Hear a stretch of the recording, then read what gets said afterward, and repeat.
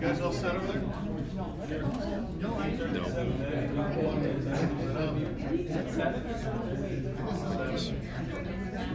And you got the right, yeah, you got the right on, right? Okay, we're on. Gary? Move the chair. Hey, gotta accept it. Just gotta get some.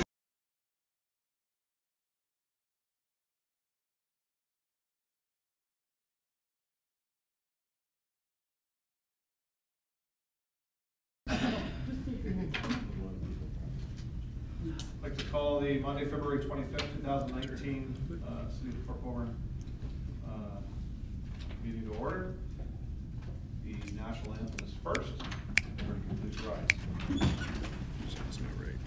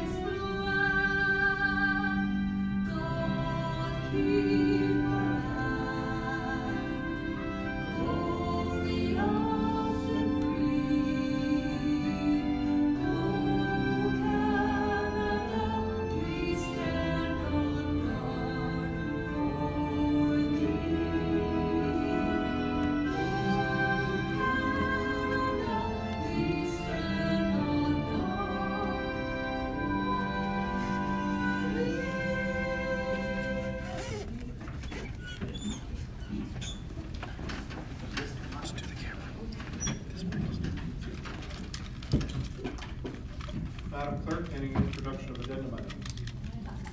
Thank you. Can I have confirmation of the agenda? Councillor Bodnar, Councillor Demery, any questions? All in favor? It's carried. Any disclosures of interest this evening? Thank you. Can we have a mover and a seconder for the adoption of the regular meeting of the Committee of the Whole 06-19 held on February 11th, 2019? Councillor Beauregard, Councillor Wells, any questions? All in favor? That's carried. Determination of items requiring separate discussion. Councillor Demery. Thank you, Mr. Mayor. Items 8 and 9, please.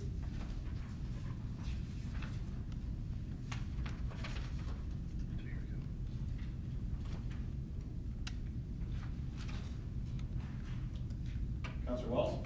Item 3.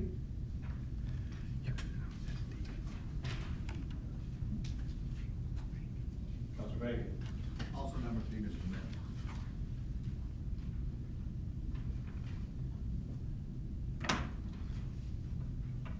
Councillor Clayla.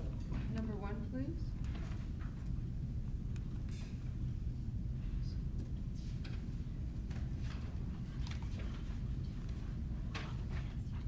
And could I have somebody draw number 2, please? Right here. Councillor Beauregard, Councillor Bruno, second that? Okay. Or, bring it up. I'll call you back in a second. Anything else?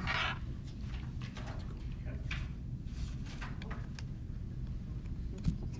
Okay, thank you. All those items that weren't lifted, we have approval to set those. Councillor Bruno, Councillor Bodnar, any questions? All in favor? It's carried. We have one presentation this evening. Jay Nye, Kim Hart, Amber Miner, members of the Fair Trade Town Committee. You want to come forward? That was not this. We have a stand-in. An original, original. Just press the red button, ladies.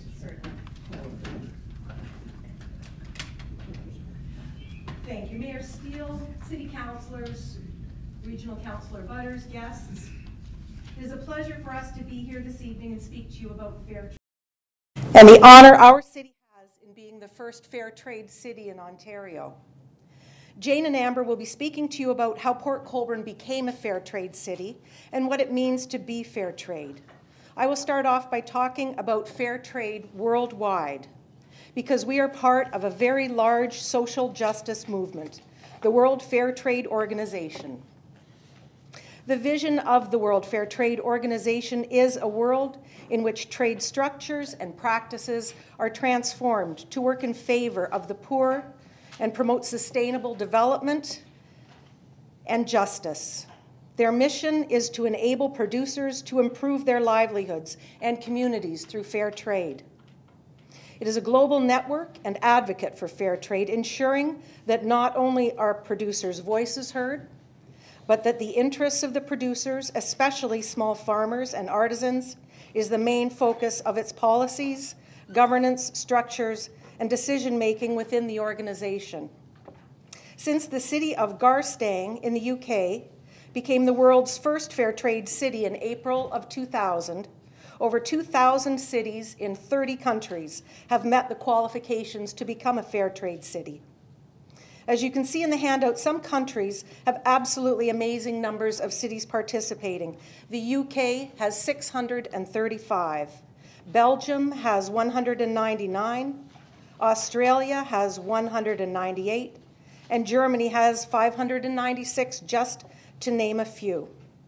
Canada joined the list in 2007 and now has 26 fair trade cities. Being a fair trade city is something we should be very proud of.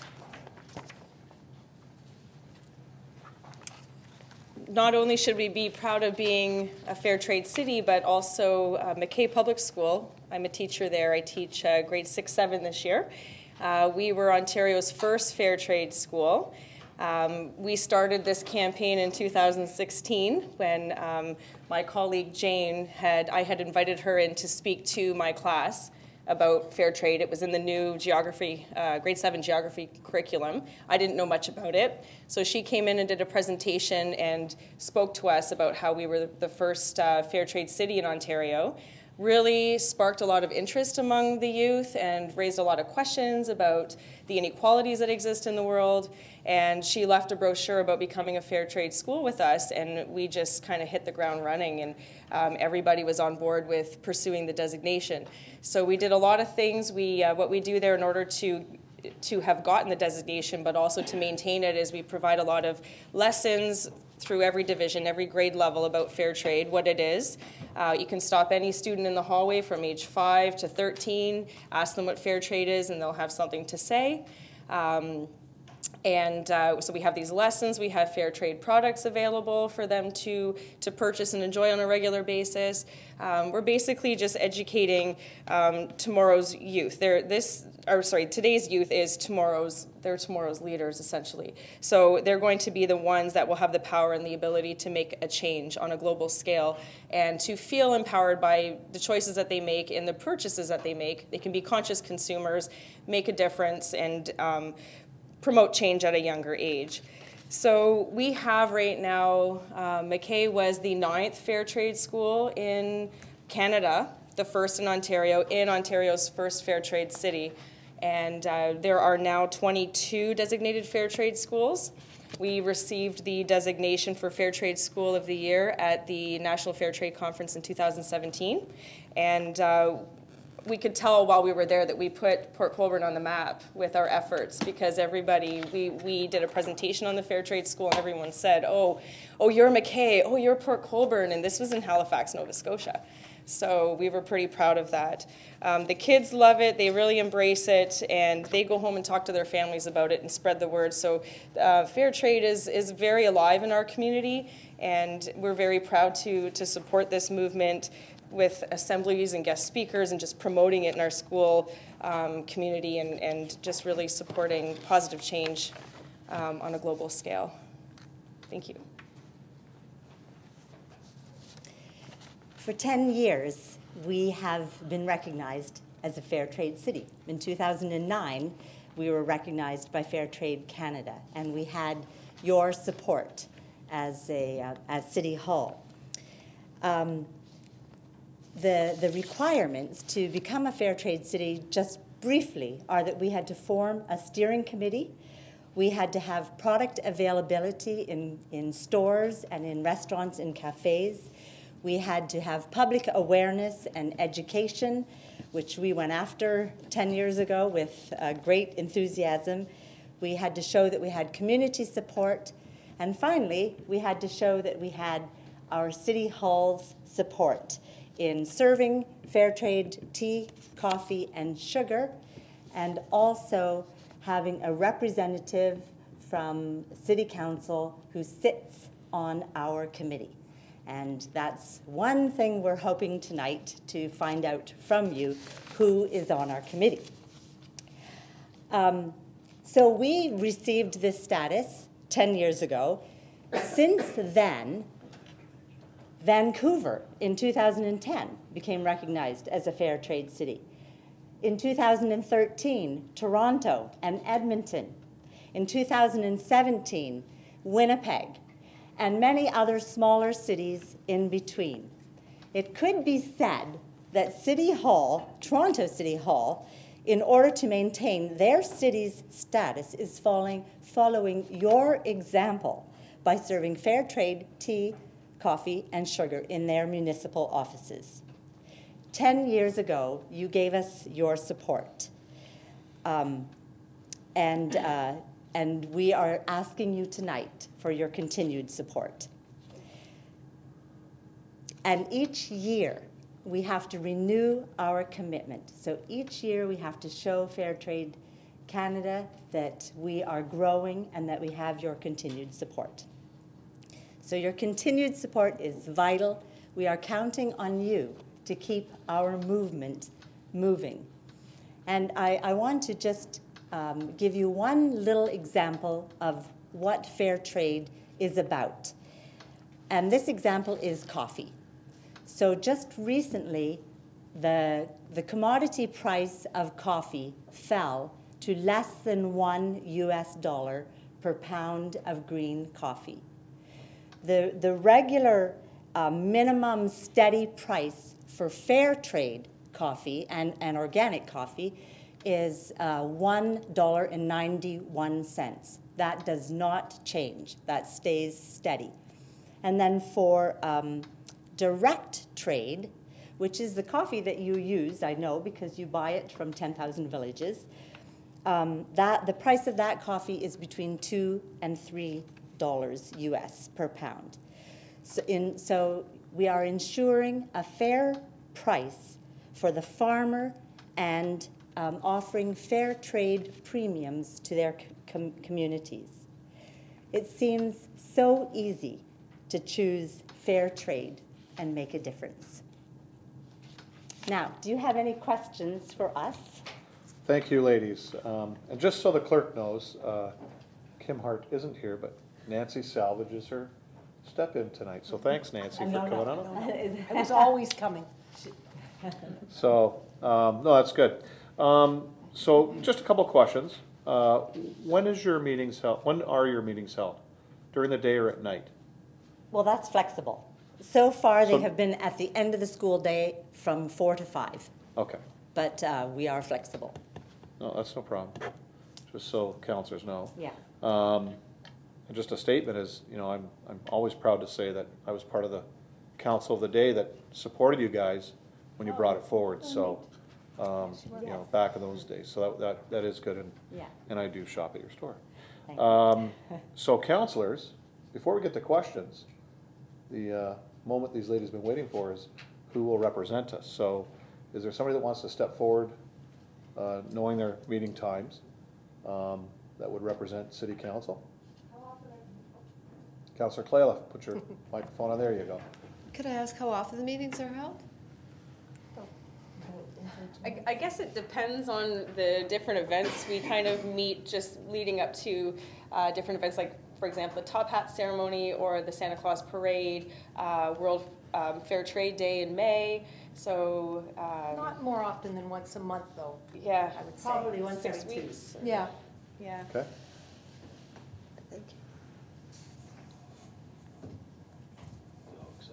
Counselor? Thank you, Mr. Mayor. Through you, I would volunteer to do this. Okay, thank you, Counselor. So there you go. Thank you. So now that we have that out of the way, are there any other questions pertaining to their? Oh, okay. Well, I was going to do that once they were done. Is that right? Yeah. Any further questions, Counselor? Thank you for your presentation. Have there been any other municipalities that have followed? Well, sorry, any other municipalities in Ontario that have followed Port Colborne in having a fair trade organization or committee? Guelph, I know. But municipalities, do you mean cities? Yes, so Yes. let's, a Okay, municipality so like Port Toronto Colborne. I mentioned, Okay. Guelph, and Barrie. now, and Barrie. Yes, several. And I'm sure we're missing some. Okay, thanks. Okay. Counselor Bruno? Thank you, Worship. As you, I was happy to be on that council when you made that historic move to approach us, and glad we accepted. I remember the sign on the bridge, but I have to tell you a little inside baseball story here, though. And that was that immediately upon passing that, everybody worried how they might be having a coffee from a store on the street, I won't mention any names, and still enjoy it and bring it in here. So there was, despite the fanfare and how welcoming and easy it was to pass the motion, behind the scenes there was a whole bunch of people wondering how they could also enjoy another coffee if they happen to be carrying it up the stairwell. I did want to ask you though, you provided a very good example on coffee. If members of the public or those watching wanted to see what are other fair trade products or other explanation, is there a website? Is there somewhere that they can get examples of what isn't fair trade out there and is happening, or what they could do? I'm sure you do that in your classroom, but just so the public would know how to recognize fair trade products out there. Yeah, I could speak to that if you. Generally, there's a fair trade symbol that you look for.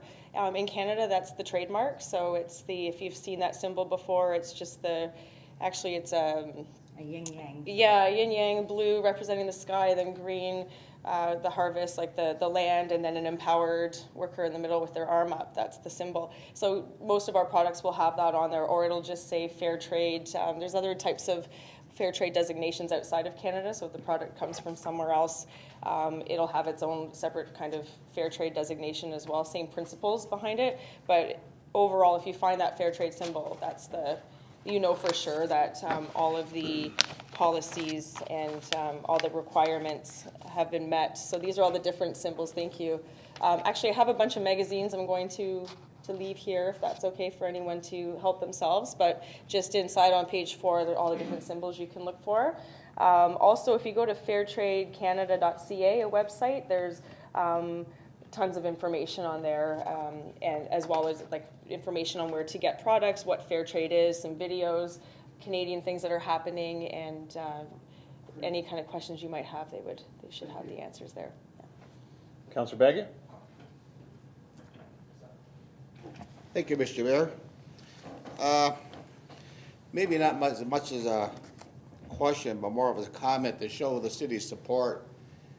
Maybe not this Friday, but a nice day Friday, we could allow these ladies to bring it to our Friday market and have a booth set up so the citizens and the tourists can get a little more knowledge on the fair trade. This year is, in May is World Fair Trade Month, and we plan to have a celebration of 10 years. So we will be talking to you. We hope to have an event sort of on the steps of City Hall and that spills into the market. Yeah. Good stuff. Any other questions? Can I just mention something? Sure.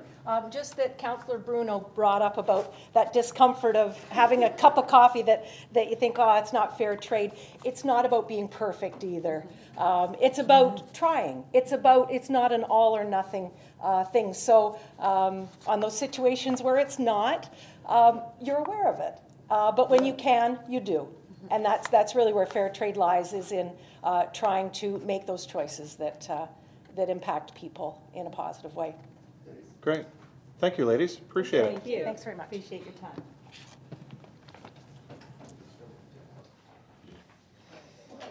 So, with that, we do need a motion, mover and a seconder to appoint Councillor Desmarais. Can I have a mover? Councillor Beauregard. Seconder, Councillor Bagu. Any questions? All those in favor? That's carried. Thank you, Councillor Desmarais. Got that, Madam Clerk? Thank you. There are no delegations this evening. Get into the mayor's report.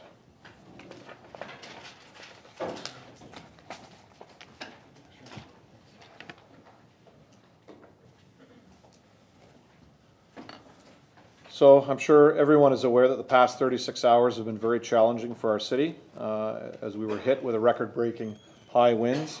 In fact, the U.S. Weather Service declared Port Colborne the highest winds during the whole storm along the Lake Erie shoreline. I really want to thank our staff who went above and beyond to ensure residents stayed safe, and a special thank you to Canadian Niagara Power and their employees who worked in extreme conditions to get the power back on. Work will be continuing throughout the city over the next week to remove all downed trees from hydro lines, so please exercise caution when driving and walking down the streets. And please stay away from the high waters in Lake Erie and the Welland Canal. Saturday afternoon, I was at the Golden Puck tournament, which was a huge success. I received a call from the CAO, and we implemented our emergency plan, which we got together here at City Hall with senior staff through the Public Works Department, our fire services. We did not declare a state of emergency, which CHCH were calling us and a number of other organizations because they heard that, but no, we didn't. We felt with all our heads together that what was happening and all the stakeholders that we were talking to on the phone at that meeting that we didn't need to go that far. So we were only at a level 1, but it did show that our system works very well. The numbers we have, the people we have to contact, it was easy to get a hold of everybody. Everybody that had to be at the meeting was there. Nobody was on holidays this time because we've had people on holidays. So it went well. So the fire department was out there helping with road closures along with our city staff and along with Niagara Regional Police. So it was all hands on deck, and it did take me away from another event I was supposed to be at, but we looked after that today for the Baptist Church. So I had to, my duty called. So under the Parks and Rec Master Plan, we want to hear from everyone about the future of parks and recreation in Port Colborne. The final day for responding to our survey is this Thursday, February the 28th. So please complete our online website or pick up a copy at City Hall. So you can go to Port Colborne City website, fill out the survey there, or you can pick one up here at City Hall, complete it, and bring it back prior to the end of the day, Thursday. As Michelle likes to say, your participation is important to the success of our survey. Upcoming March break in a few weeks. Spots are still available in the March break active camps for kids 6 years old to 13-year-olds. Check it out on our website at Online Port. We have a Mariner service and top hat ceremony coming up. It's now official. The Welland Canal will be opening on Friday, March the 22nd. With that, St. James and St. Brendan Church will be holding their annual Mariner service on Sunday, March the 17th. Please watch for details. They do have it on their sign every year. And on Friday, March the 22nd at 8 a.m., we will be holding our Fair Trade pancake breakfast, followed by the top hat ceremony at 8:30 a.m. at Lockgate Park. And everyone is welcome to come to that. So with that, that's my mayor's report. Any questions? Okay, seeing none. Regional Councillor. Thank you, Mayor Steele. It's good to be here tonight. We've been pretty busy up at the other end of the world. I'm going to tell you this Thursday is Regional Council meeting, starts at 6:30, but there's a budget meeting at 4 that starts. If anybody's interested in tuning into that or coming down for it. I believe the capital budget is coming forward on Thursday night's meeting. So might be worth tuning in. And as always, if you have any questions for me, I'd be glad to take them and write them down and bring back answers. Thank you. Thank you, Councillor Butters. Questions? All set? No questions? Okay. Okay, we have items for consideration. Item 1, Councillor Clayle. Pardon? Oh, did I pass that, Councillor? I apologize. Yes, I did. Sorry. Councillor's items. Councillor Desmarais. Thank you, Mr. Mayor, through you. With regards to the MPCA, I've been receiving several phone calls and emails asking who will represent Port Colborne at the MPCA going forward. There is an understanding that the board in place right now is temporary in nature, and so people are asking what is going to happen for Port Colborne. I've asked them to just hold on and let the process work as it's going right now, because I know that there is work yet to be done. But Mr. Mayor, possibly you could elaborate on this and allow council to either make a decision or at least lead us as to where we need to go with this. Okay, thank you, and great question, Councillor. As the representative of Port Colborne, I'm going to continue in that role until we are satisfied that the NPCA is back on track. Right now I chair the CAO selection committee, so we're actually meeting tomorrow afternoon to hire, or to actually go over the request for proposals for our CAO selection company. So we'll be bringing them in to do an interview, and then they'll go out and find us a CAO. And then we'll go through those meetings. So that's one portion. The other one is the governance committee, which is well underway. They've had a number of meetings. They came back to our last meeting with several changes to policies and bylaws and procedures. So those were passed and discussed at that meeting. But they're going to continue to work, and that needs to be done. There's a lot of things that need to be changed within those manuals that we have at the NPCA, especially for board direction and how staff works. So they're working diligently on that. So once our new CAO is there, once the governance items are complete, then we'll make a decision here as far as how we want to proceed as a council to do that. But I think, as you said, patience is what we need to have. People have to relax about this. It wasn't, I'll use one of my friend Councillor Butters' words, it wasn't screwed up overnight. So it won't be fixed overnight. We have made huge progress. You know, things are settling down there. There is a calm within our workforce. So the things that are being done there. We are moving forward with the direction of the board as far as going out for hires, because the summer season is coming and there's lots of people you've got to hire.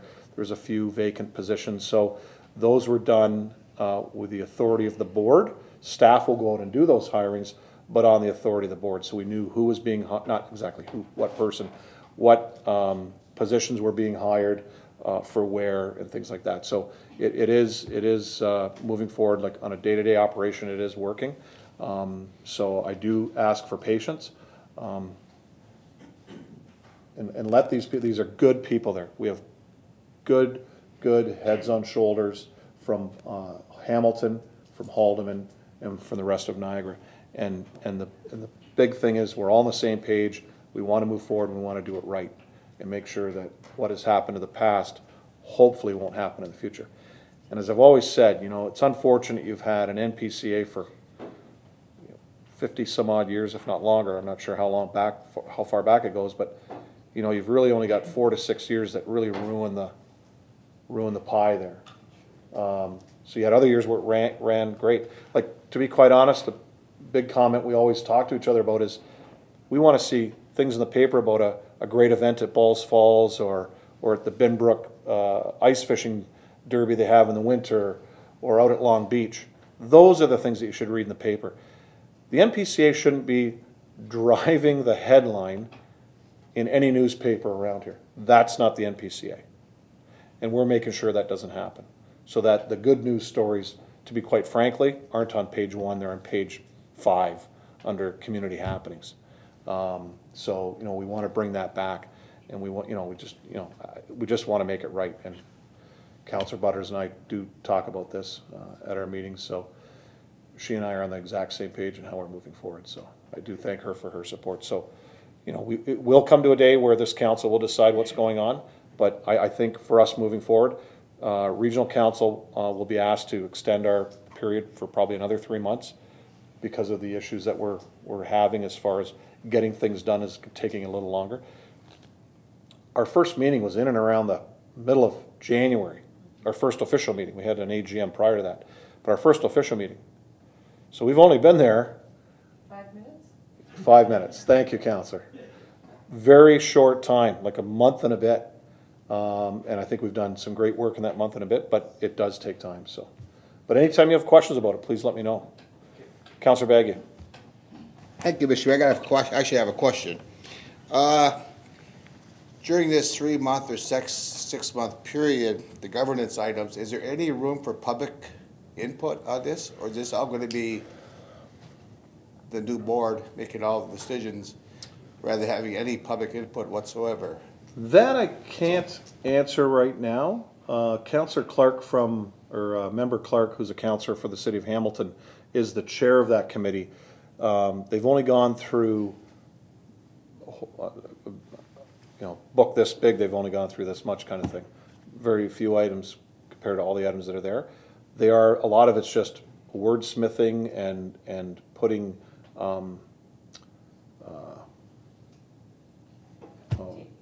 yeah, it's updating, but I'm losing the word that I want to think of.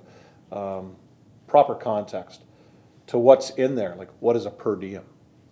Not 3 meetings in 1 day, it's 1 day. So if you go up there for a day, you're paid for 1 meeting, not 3, even though you're there back to back to back.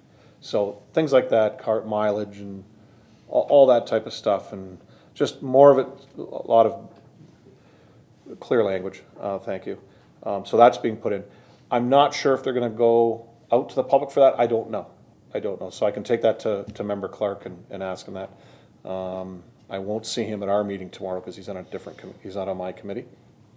But I will be asking him. I can send him an email and find that out. Thank you. Okay? Good. Any other questions? Okay. Any other councillors, inquirers, new business? Councillor Danch? I just got 2 quick ones, and they're more requests than anything else. Kalali and 3rd Avenue, looking for a little bit of blacktop repair there. No doubt weather permitting and stuff like that. One of the local residents was in giving me heck today. And another one was fell on Forks Road. They're kind of concerned with some of the truck traffic that they're getting out of Jungle Blouser, the 2 plants there. A lot of guys are going down Elm Street as opposed to down Stonebridge and onto 58 and whatnot. So I guess there's supposed to be a no heavy truck sign there somewhere, but the trucks are still, I don't know if that's an MTO thing but if someone could look into that, I'd appreciate it.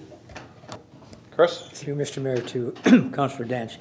I assume you're referring to the section of Elm north of Stonebridge, heading to Forks? Yeah. Yes. Yeah, that's a no truck zone. They have to either go through Stonebridge. So we will have a look and make sure the signage is up, first of all, make sure that there's nothing missing there. And then that being said, it's just a case then of probably enforcement. Thank you. Okay. Councillor Clayliff? Mr. Mayor, first of all, I'd like to thank everyone for all of the work I know the city did yesterday. I drove around this morning and it was a shock to see what things look like up along the lake. We went out to look at our boat and it's like, wow, how we managed to get through it all. But it brought something to light, and I was talking to Councillor Bodner about this, and it's about the fact that I know that Canadian Niagara Power was out, everyone was out doing their thing, but I just wondered, is there a possibility that we could have Canadian Niagara Power perhaps come and do a presentation and talk to us about the power, simply because prior to this even happening yesterday, I've had a lot of concerns expressed to me regarding power outages and how often they're occurring and everything else. And sometimes you're kind of at a loss as to how to explain to people what's going on. I had been informed that apparently there was one of the trunk lines that was lost to Port Colborne at some time. And I just wonder, moving forward, do they have a plan as to how to increase the power to Port Colborne? We're looking for industry to come here. We're looking for new people to move here. And I guess I look at at events of, 4, 6, 8 hours of no hydro, that's a real detriment to a lot of people. And I know that there was a lot of damage yesterday because we didn't have power for a while. So is that a possibility, perhaps, that we could have them come in and speak to us? And Councillor, CAO Louis? Sure. Through your worship to Councillor Kalalev.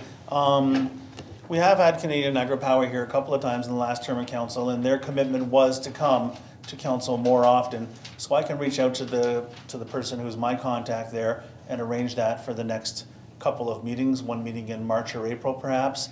We were in, just a little bit of anecdotal information, we were in contact with them as busy as they were, as busy as we were in our command center on Sunday. We did speak to them. We eventually got through to them, and they told us that they did lose a feeder as well as the in-town stuff. So the supply to Port Colborne was out for a time. Now, in the past meetings when they've appeared before council, they have told us that they're trying to build more redundancy into the system so that the Hydro One supply does have some redundancy, so that if one feeder is out, there's another feeder that they can rely on. And they'll probably talk to you about that when they get here, because they are looking for support from the municipal level to make that case to the provincial level. And lastly, they often give us a report on their capital spending in Port Colborne, because I think sometimes the company and the system is maligned because of the number of breakdowns that we have had in the last 2 or 3 years. But there is in fact a capital plan that they stick to, and they do a reasonably good job of maintaining the asset and expanding on what they have. So my takeaway from this will be to arrange that a delegation in the next, say, 2 months or so. Okay. thank you. Also, just for updating purposes, is the Davis Street substation is going to be rebuilt. They're going to be rebuilding that probably within the next year or so. I believe so, yeah. But as the CAO said, there is an issue with Hydro One, or Ontario OPG, which is the substation that is actually in Welland. It's not in Port Colborne. Mayor Badaway, and I think even Mayor Bodner in his day, we were always all over those guys, and the councillors of the day know, to upgrade that station. It needs to be upgraded. So as the CAO said, they will be looking for us to really support that when they go to the higher level. So, and I'm sure we'll be doing that because it's needed. So, any other councillors? Oh, sorry, Councillor Bodner, yes. Thank you, Mr. Mayor. Just heads up to the viewing public. If you remember our last meeting, Councillor Demery brought something up about ditching. Maybe we should form a committee or something. And I asked if Councillor Wells and myself could meet with staff, and we have done that. The last one was this morning, actually. I think just give people a heads up if they want to know about it, watch the next budget meeting, because that will at least start that process off. And then if you wanted to mark in your calendar April 28th, and Harry can correct me if I'm wrong, that's our ward council meeting at the Shirkston Community Center from 1 to 3. We'll have more information there. Staff has volunteered to come out, and so at that time we'll be able to lay out whatever plan is going forward. So, but if you watch that next budget meeting, at least there'll be some discussion on it, and then I'm sure we'll have more topics on that as we go. So, thank you. Thank you, Councillor Bodner. Okay. That said, any staff responses for anything? Okay, great, thanks. Now, consideration of items requiring separate discussion. Item 1, Councillor Kalalev. I'd just like to ask that the fire inspection fee for bed and breakfast be waived for the 2019 year. Okay, seconder? Councillor Begg.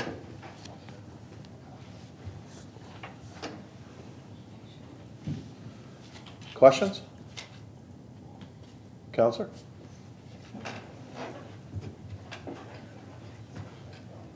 So I imagine this has come about from the presentations we've had in the past from a bed and breakfast establishment that was concerned about the rates that we had charged. I think the last two councils have kind of stuck to their guns and said that that fee was arranged to recoup some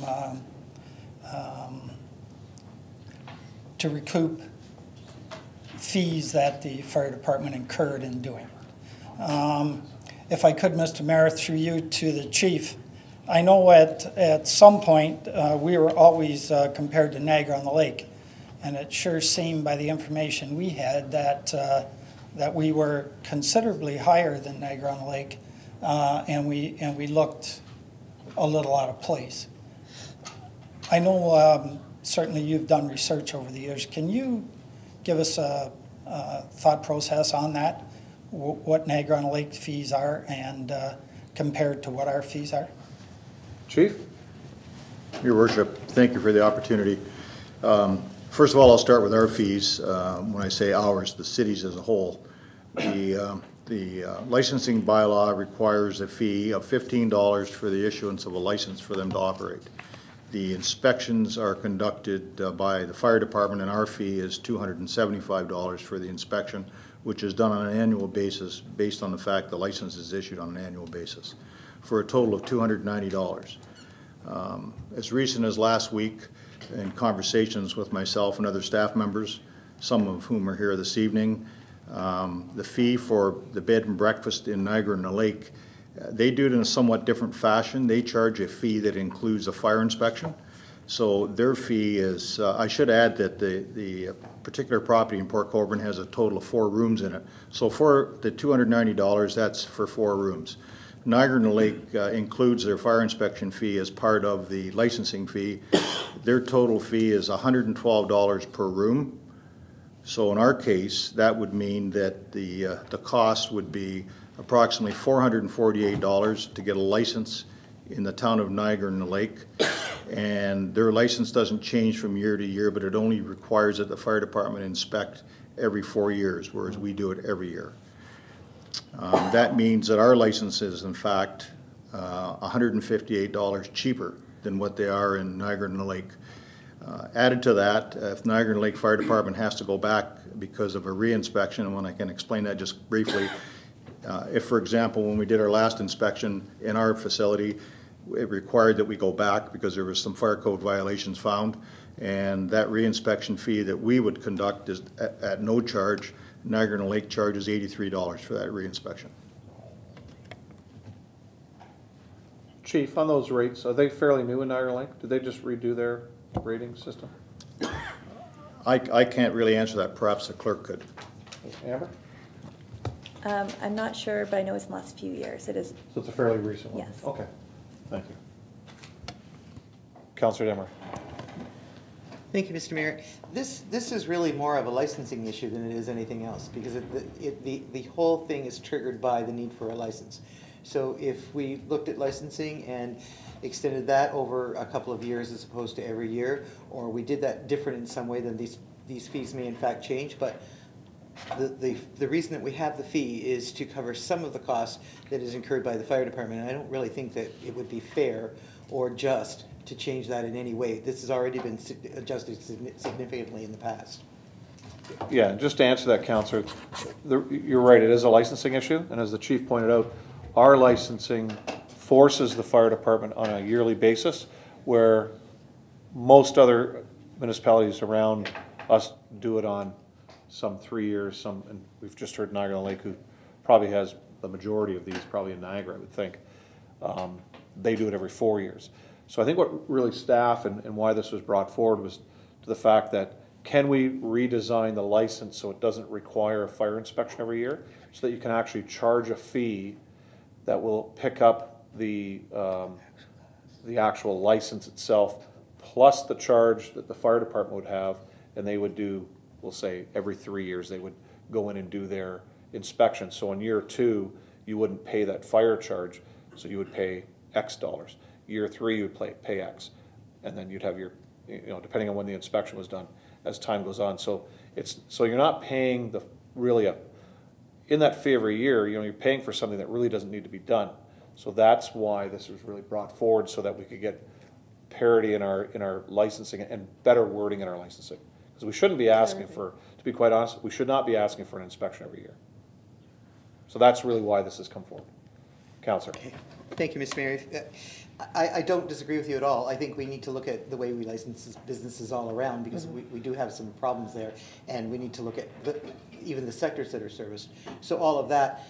So I think really what we need is a report from staff saying, you know, about licensing and how we go about it. But certainly I could not support waiving fees. We can't do that. Answer for that? About the licensing issue? Yeah. So, correct, the licensing and within the city of Port Colborne is outdated. I am confident with this appropriate cost at the moment, because I do suspect that although we might change inspection fees with this, the current licensing fee is extremely outdated and will be increased. So although the price might go to the clerk's department rather than the fire department, we are charging an appropriate amount. We do need to review it. It is unfortunately not on my plan for this year, only because I do have other priorities, including this customer service strategy for the first floor and getting the automated system taken away. But it is on my radar of priorities that I need to get done.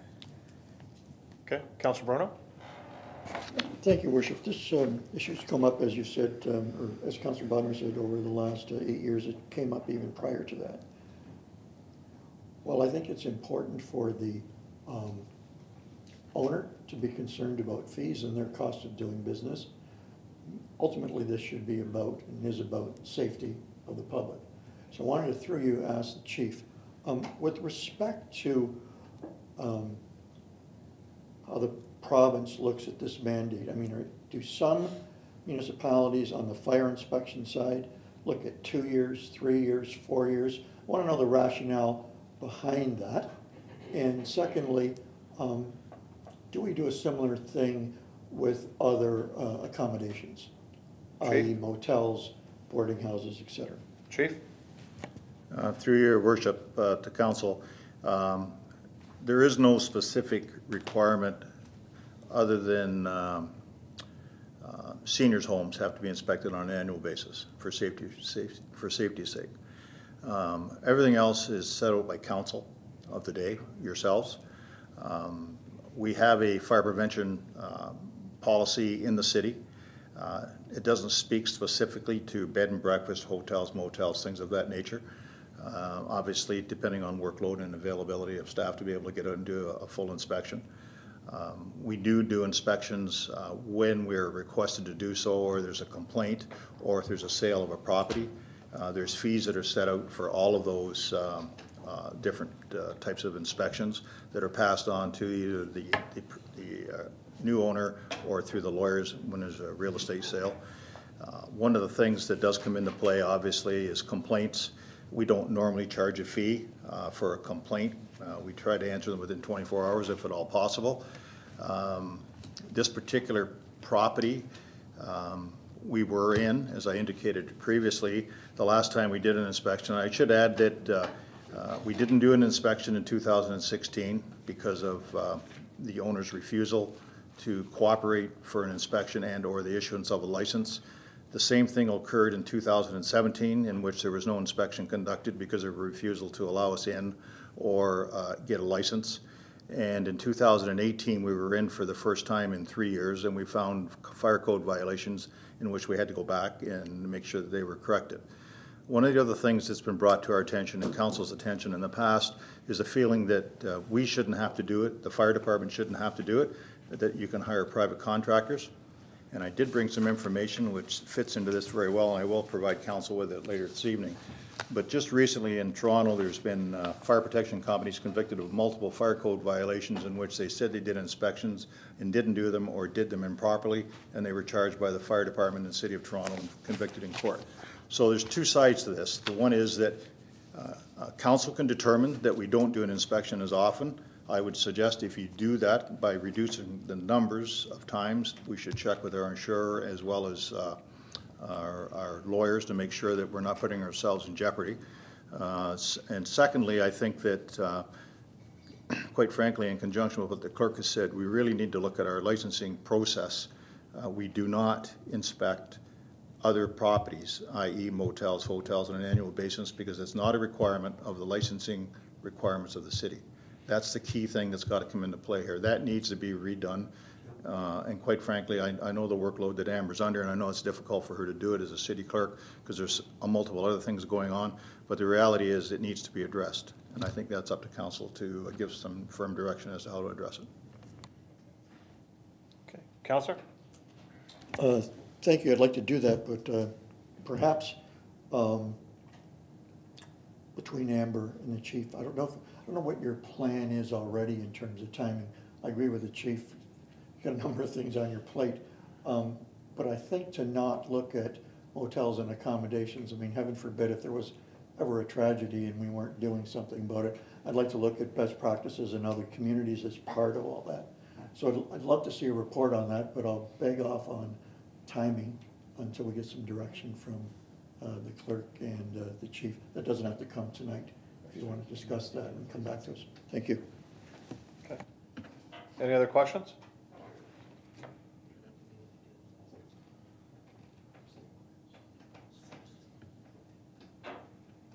So no other questions with regards to what the motion is on the floor?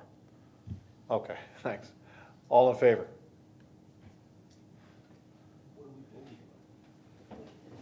To waive the fee for the bed and breakfast for this year only.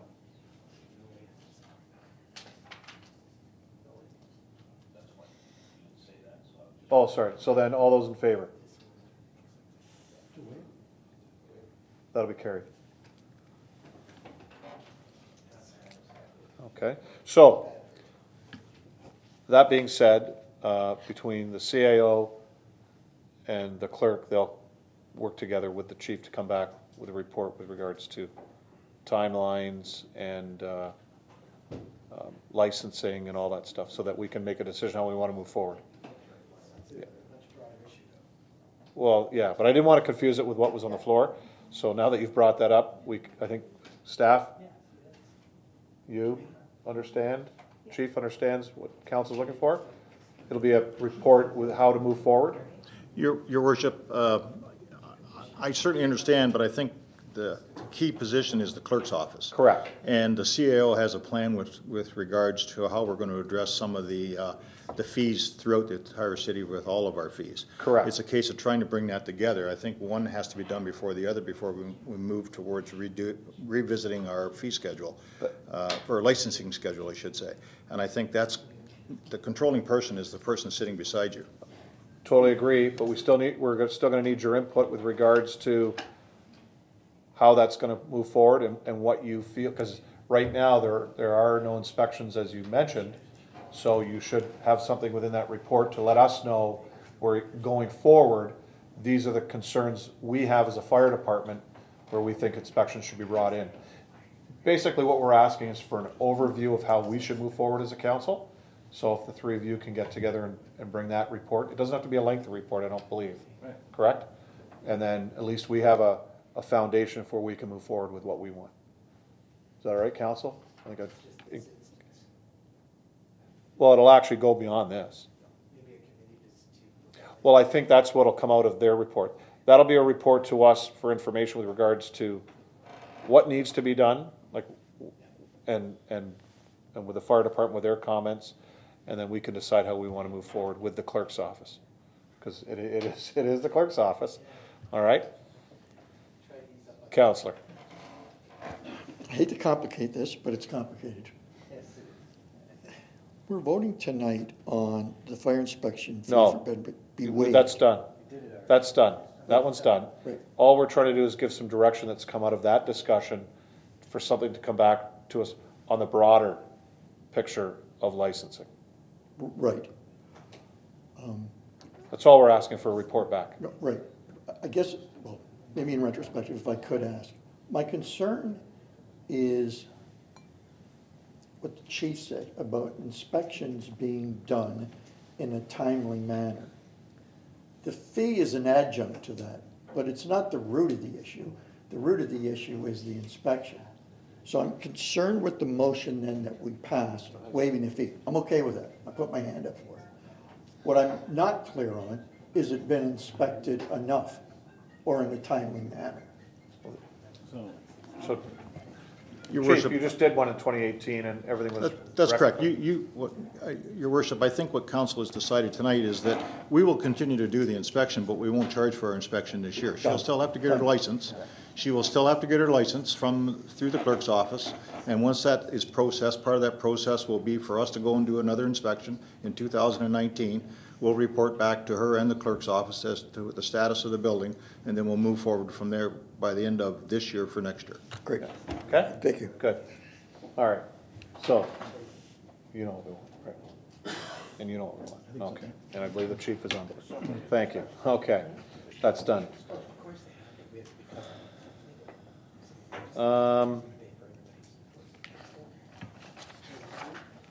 Yeah, or I could, you want to save item 2 and get through the other 3? Because they're not going to be very long. And then we'll have staff do that one. So I'm going to go to item 3. Councillor Wells. To you, Mayor, and to Mr. Lee and the rest of council. I fully support the switching to the every other week proposal, except for item number 2, the switching to clear bags be approved. I have a few problems with that, a few statistics on that as well. To start off with, clear bags cannot be made out of recycled plastic, so it hinders the recycling of plastics. And the plastic bags we're putting into the system now are from virgin products, which increases our demand on oils and petroleums. And then on top of that, they're 43% higher cost than dark plastic. So no matter where we use it, we're increasing our costs, passing that on to our taxpayers. And then on top of that, if we want to secure the identification of materials in that garbage, we're using another plastic bag on top of that, which is another white plastic bag or an opaque plastic bag, again, which cannot be made out of recycled plastic because of the cross-contamination of colored plastics.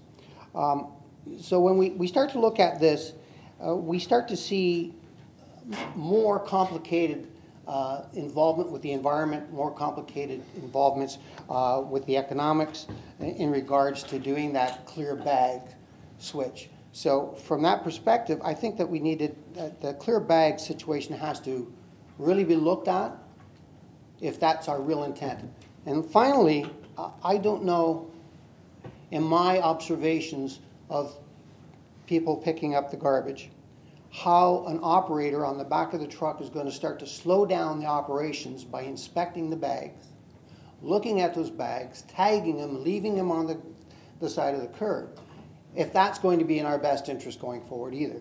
I truly don't believe that the intent as that this would influence more people to do more recycling will actually achieve the goal that is put out forward in respect to getting the conversion or the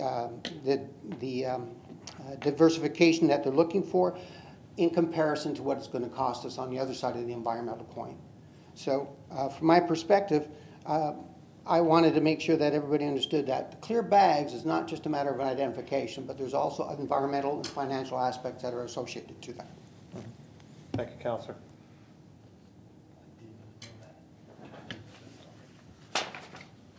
I didn't get a seconder to that. Sorry, Councillor. Councillor Beggy, I think you had your hand up earlier to talk on it. Second, you second that? Okay. And you had your hand up to speak, so go ahead. Councillor Wells covered my one question. Thank you. Okay, thank you. Anybody else over here? Any other questions? Oh, sorry. Yes, Councillor. Through you, Mr. Mayor, I just want to make a comment on that. As I brought up when the presenter from the region came in, these clear bags are probably going to be in not see-through bins. Like the bins you won't be able to see through it, and so I think that kind of defeats the purpose of having clear bags in itself. So that's all I want to say. Okay. Councillor Butters, I know you and I sat in on the region's presentation. Anything to add on that? Only because that did go around our room at quite a length too. Oh, thank you, Mayor Steele. The biggest beef I've heard from the public is about clear bags. It's the cost and how people don't want other people looking to see what's in their garbage, like as a privacy thing. Another person brought up something to me that I never would have thought of in a million years, but if somebody uses certain products that may be embarrassing to them, they don't want that in a clear bag. And then to put it in an opaque bag, it just seems to compound the problem, not make it better, as Councillor Wells points out. So the biggest beef I've heard from the public is they did not want clear bags. Everybody else, yes, every other week. Yes, get the organics and the recyclable weekly.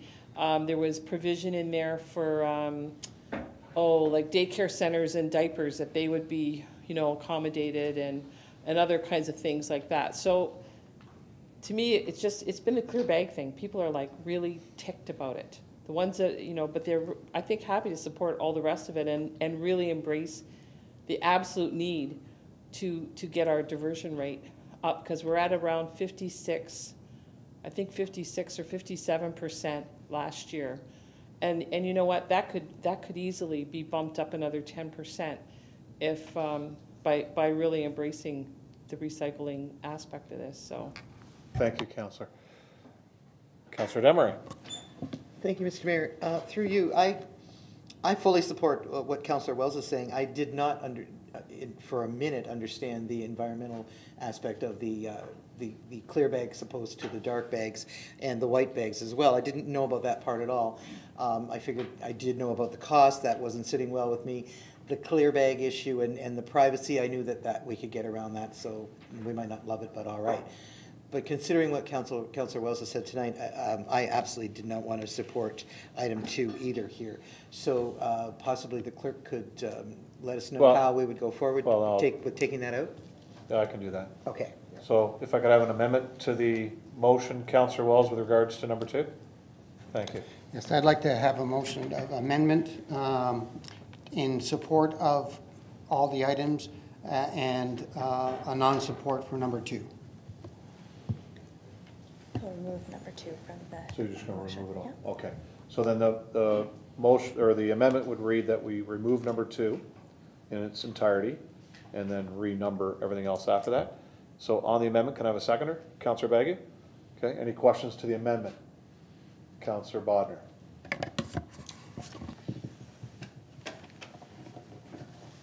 So everything that Councillor Wells has said is absolutely true, but I think we had a presentation where it talked about, if you go to clear bags, the diversion rate for recyclables and even organics and everything went up. This isn't the first community that's going to be doing this. They have examples all over. So I'm wondering whether I think the good outweighs the bad.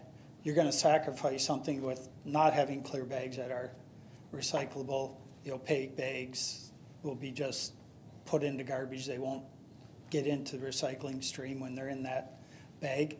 But if we look at the overall good things that happen out of this in other communities, and I don't think we'll be the exception to the rule, I think it'll happen. I think I'd support the clear bag, just because at the end of the day everything turns out better than what it is right now. So I won't support the throwing the clear bag thing out in the garbage. Thank you. Okay, on the amendment, questions? Okay, Councillor Danch. Just because we're always busy up here, so I Googled home hardware. 26 cents for a black garbage bag, 33 cents for a clear one, buying them at 100. Stocked in my store, mind you. But anyways, so I don't think... $20 fine now for twice mentioning that, so that's okay. Where do you figure, Your Honor? I'm trying to save the consumer here. Yes. But I agree with Harry, and I honestly didn't know about the clear side, because we do have the opaque ones that we use internally and whatnot, but cost-wise, not a huge difference there. A small amount, but I mean, thanks for that information. Okay. Thank you. And what's Canadian Tire selling them for?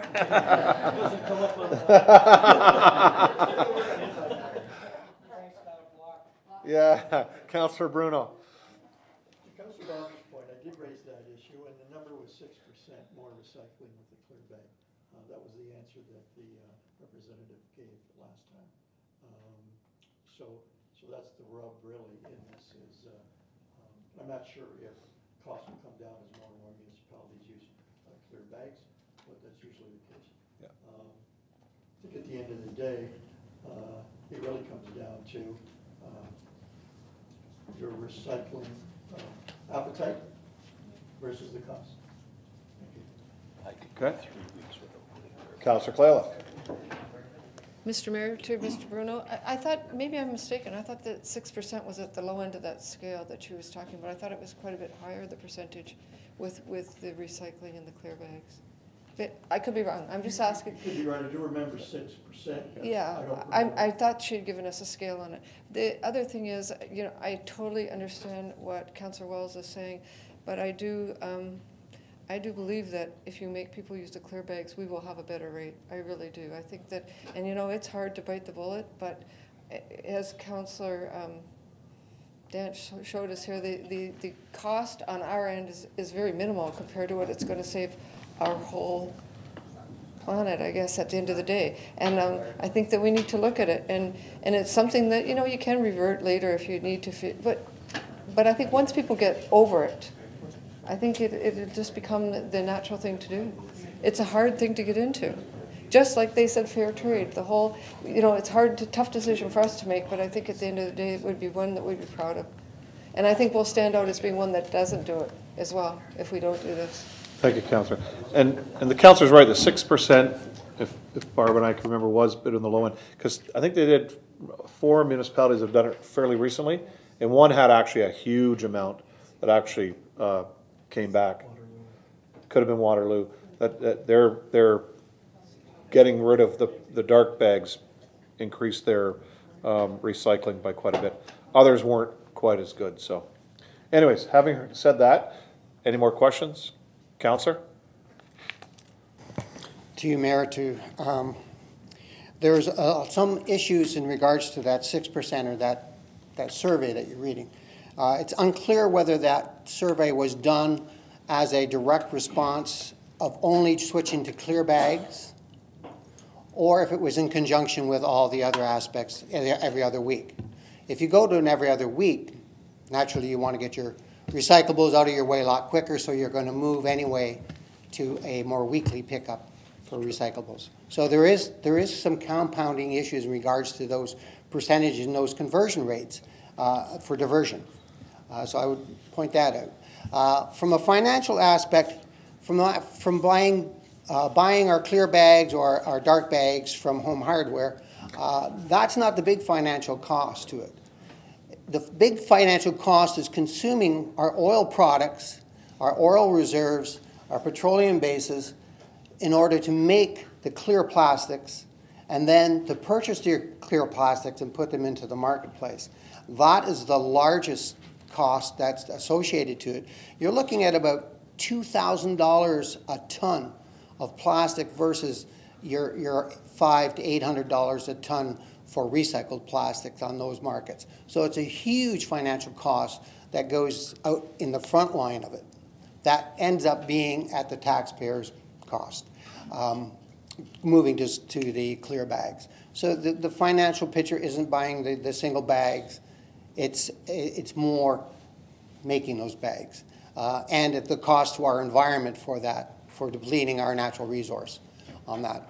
And that's all I have to say on it. Okay, thank you. Thank you, Councillor. So that being said, we're voting on the amendment to the main motion, which is removing item 2. So all in favor of removing item 2? Opposed? Okay, that's carried. Now, voting on the motion as amended. All in favor? All opposed? That's carried. Thank you. Item number 8. Angie? Port Colborne Wainfleet Chamber of Commerce Annual President's Awards, March 21st, 2019, requests the waiving of corkage fees for the event tastings. Can I have a seconder for that? Councillor Wells? Questions? Councillor Demeray? Thank you, Mr. Mayor. I just had some questions about this. I just want to know if this has been done before for other organizations, and if we were to approve this, are we setting an expectation for other organizations to come in and expect this to be done for them? That's all. Our clerk will answer that question. So I don't have the numbers, but I don't think it is regular that we do this. But I believe that it is not the it's not the quantity we think it is. So maybe Councillor Kalila can speak to it because she has more knowledge. But I believe it's not the total number of bottles; it's a very small portion. Councillor Kalila? Mr. Mayor, to Councillor Damaris, this is actually not a corkage fee. I attended the Chamber of Commerce meeting, and what it is, it's an evening event. Roseland presently has a contract with Rife Wineries. They supply their wines that we sell there. And this is one single winery. It is Rife Winery that's coming in. All they're coming in to do is to display and to serve 1 ounce portions of their specialty wines. And it's a partnership between them. And Rife Winery agreed to do it. And we just thought it would be nice not to have to charge them corkage since we buy their wine from them. And they've only agreed to come because we're holding it at Roseland and because they do sell it. We do purchase our wines through them already. So it's kind of a special kind of case that way. But it's not glasses of wines or anything like that. Yeah, the bar itself, which serves beer, alcohol, and wine, yes. that's open and it's cash and everything else. These are just a tasting tables, which I know Roseland's done in the past for other events. Whether we charge them or not, I don't, it was before my time here, so. Okay. I thank you for the answer, and I wanted to make sure that we clearly stated this because you know, we're going to have people saying, well, you waived it for them. So just so they understand that this is not the situation that it looks like on paper. Yeah, these are not for sale wines. Yeah, they're just tastings.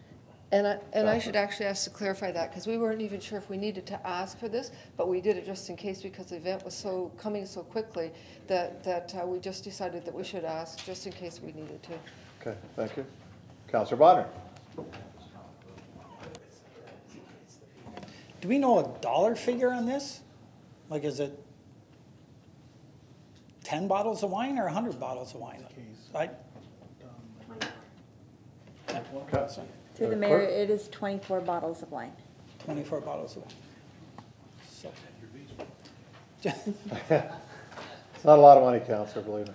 No, it isn't, but I guess, okay, if this, so who benefits from this?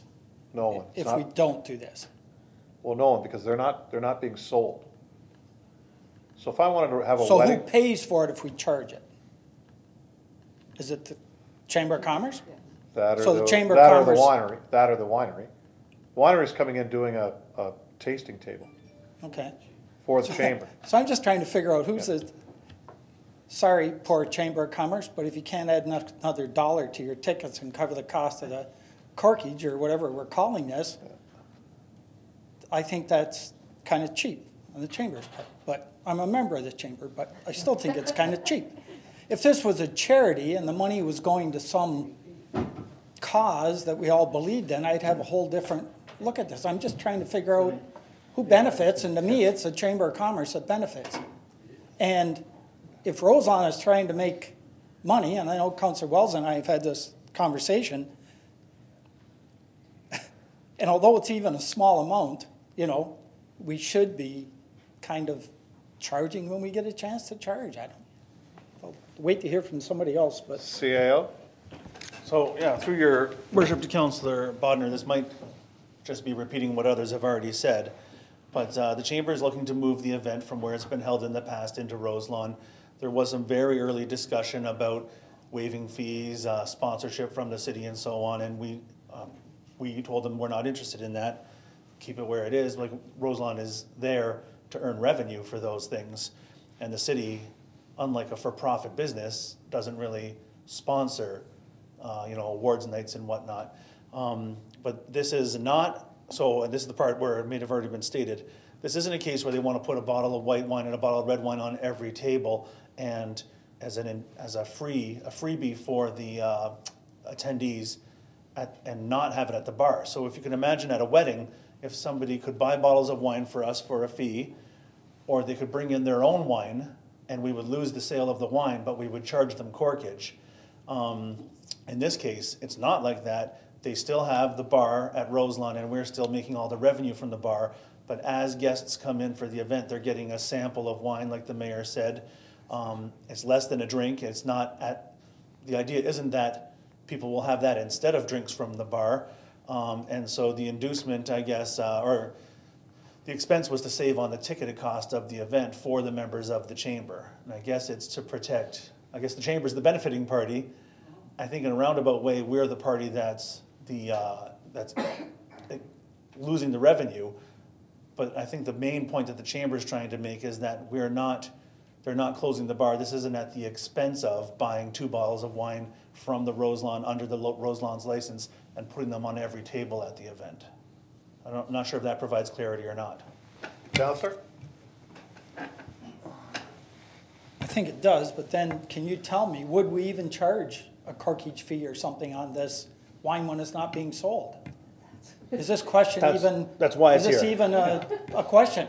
So through your worship, and I think that's the reason that we brought it before you, because it's sort of, I was at the chamber board meeting last Wednesday, and that was the issue, was why are you charging corkage on wine that isn't being sold for a profit? It's free wine, really. So, and I think that, we just to make sure we weren't doing something that went against council's fee bylaw, we wanted to make sure that they had relief from the bylaw, but it didn't, there was no sort of distaste, like it wasn't some kind of a workaround solution to try to avoid a fee. It was a way of giving something free to the members, a free tasting.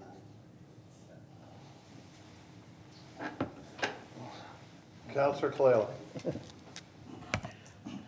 I was at the meeting with the CAO, and like he said, this isn't about the wine will be sold by Roselawn, and it was just our not knowing for sure, wanting to be sure that we were okay with what we're doing. It's 1 ounce samples is all it is. It's a 1 ounce sample of their premium wines in order to highlight the winery that we have in the region, as well as the partnership that we have with Roselawn, that we sell their wines already, that we purchase from them. So it was just a nice way to highlight a business and to as an evening piece. It's not about keeping the cost down for the dinner or anything else. I think it was just that this would just be something that would be nice to be added. If Rife would come and they're supplying the wine, it's not costing a penny.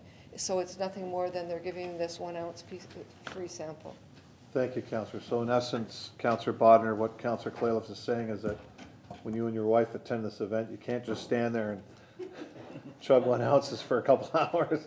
You're supposed to go to the bar and buy the nice bottle of wine at the bar that you just tried there that you really like. So I understand what you're saying. Yeah. So any other questions? Good luck with the renewal. Yeah. That being said, all in favor? All in favor? All opposed? 1. Okay, so that's carried. And Councillor Desmarais, item 9. Thank you, Mr. Mayor. Through you. Town of Fort Erie request region to consider an in-house waste collection service. Seconder. Councillor Bruno. Councillor Desmarais. Thank you again, Mr. Mayor. Reading through this, it's here for us to receive, but I would ask that we receive and support this motion. Basically, what it's asking to the region to do is generate a report on the option of doing the waste in-house. This way, it's not going to be put aside, the report will be done, and we'll all have an answer as to whether or not that makes sense. If we don't have, if we don't ask them to do it, it may not end up happening. So that's just my way of getting some insurance on it. Yeah. Vote just to receive. That's already been done. Staff's doing that at the region. That's already been asked by regional council. I still want to see it supported. That's what I'm asking. Oh, okay, that's fine. But it's already, they're already doing that. That's part of our RFP for the new garbage collection. So it's already there. Good to hear, but Yeah. I want to support it. So you want to say, you want a letter to go back to Fort Erie saying that you support their motion? Absolutely, and send it to the region as well. Okay, yeah. Okay, is that all right, council? As opposed to receive, we'll send a letter back in support of their resolution, which is already being done, by the way, just so you know. Okay, is that all right, Councillor Bruno? All those in favor? Opposed? That's carried.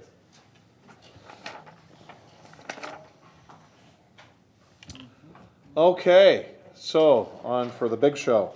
Item 2, we'll have Darlene Sutter to come forward to the podium. I need a mover and a seconder. Councillor Beauregard, Councillor Danch to move that. And Darlene, please proceed. All right. Well, thank you, Mr. Mayor and Council and members of the public and staff for being here this evening. I'm here to talk to you tonight about Council's roles as owner and of the Port Colborne distribution system. Some of our councillors have been through the extended version of this presentation, so I'm sure if I don't answer a question that you had in your head, they'll be able to answer it for you. So to go into the background, the reason we need to have a quality management program and some of the things that council has to be aware of, primarily it's the Safe Drinking Water Act. This piece of legislation was passed in 2002 and was one of the recommendations of the O'Connor Inquiry after Walkerton in 2000.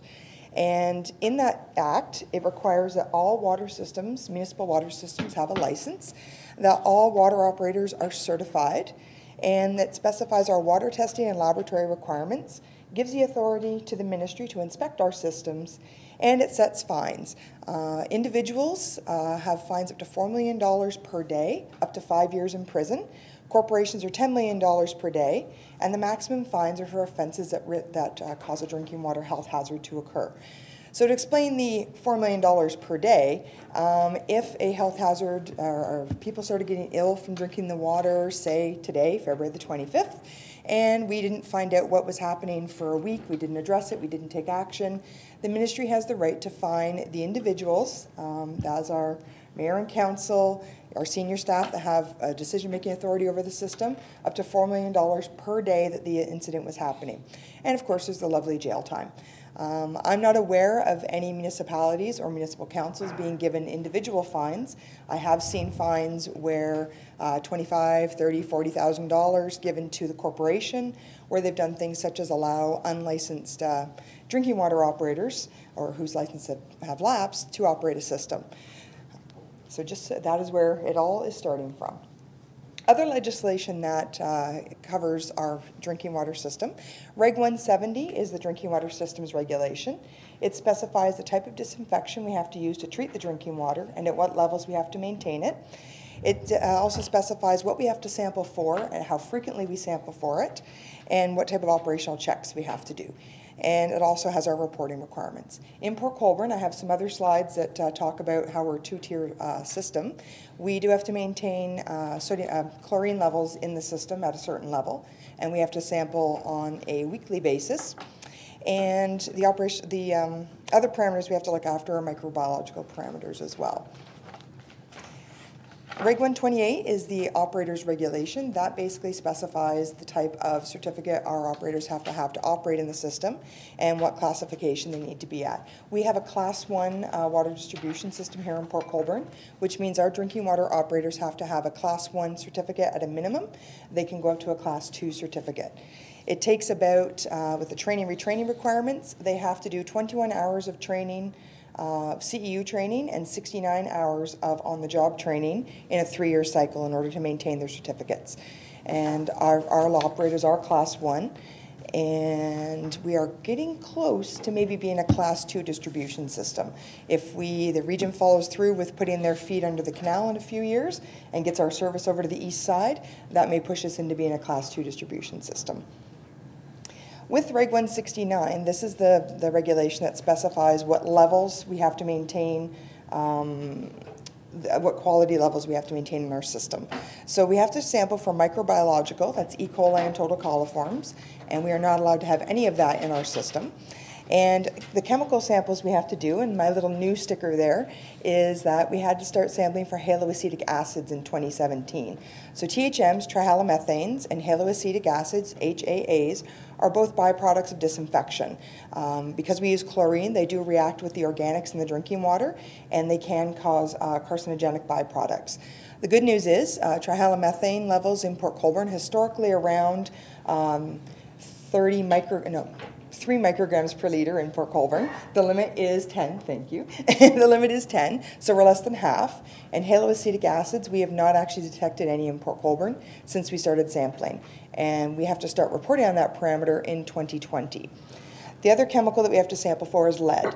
Since 2009, we have not been required to sample in our plumbing systems. We only have to sample in our distribution system. And those samples have proven that lead is not an issue in our Port Colborne distribution system. The limit is 10 parts per billion, and we very seldom get samples more than 1 or 2 parts per billion in the plumbing samples we do if people request them. There is a chance, because Health Canada is reducing the lead, is going to be reducing the acceptable lead concentration. After the Flint, Michigan incident a few years back, the feds are going to reduce it down to around 5. So there is a good chance that we will have to start sampling for lead again, because the province will likely follow suit and also drop our acceptable concentration down to 5 as well. So stay tuned. I may have new things to share on that in the future. Reg 453 is the financial plans regulation. This regulation is the one that directs us to have a financial plan for the drinking water system, and it also states that our water system has to be financially viable. This is basically the regulation that strongly discourages us and doesn't really want us to fund our water system from the tax levy. We basically have to be self-sustaining. Our financial plan has to be approved by council. The last financial plan was prepared in 2010, and it expires this year. And we have to have a new one done. I'm looking at Peter Siness, our treasurer. We have to have it done and approved by yourselves by April 23rd of this year. So stay tuned, because our license and permit are up for renewal this year, and we have to submit by April 23rd. So it's coming before we reapply for our license and permit. The standard of care clause came into effect on December 31st, 2012.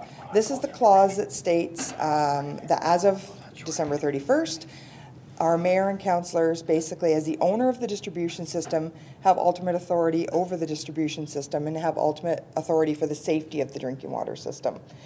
So the standard of care states that owners shall exercise a level of care, diligence, and skill that a reasonably prudent person would be expected to exercise, act honestly, competently, and with integrity to ensure the safety of the users of the municipal drinking water system. So this standard of care does allow you to rely on the expertise of professionals and on your staff. You can delegate some of your oversight responsibilities to staff as well.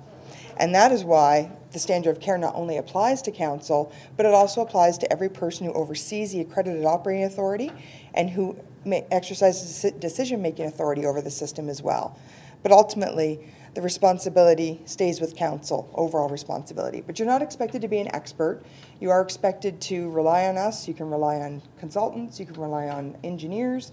Basically, you can rely on the experts to provide you with the guidance and information that you need. So Port Colborne, where does our drinking water come from?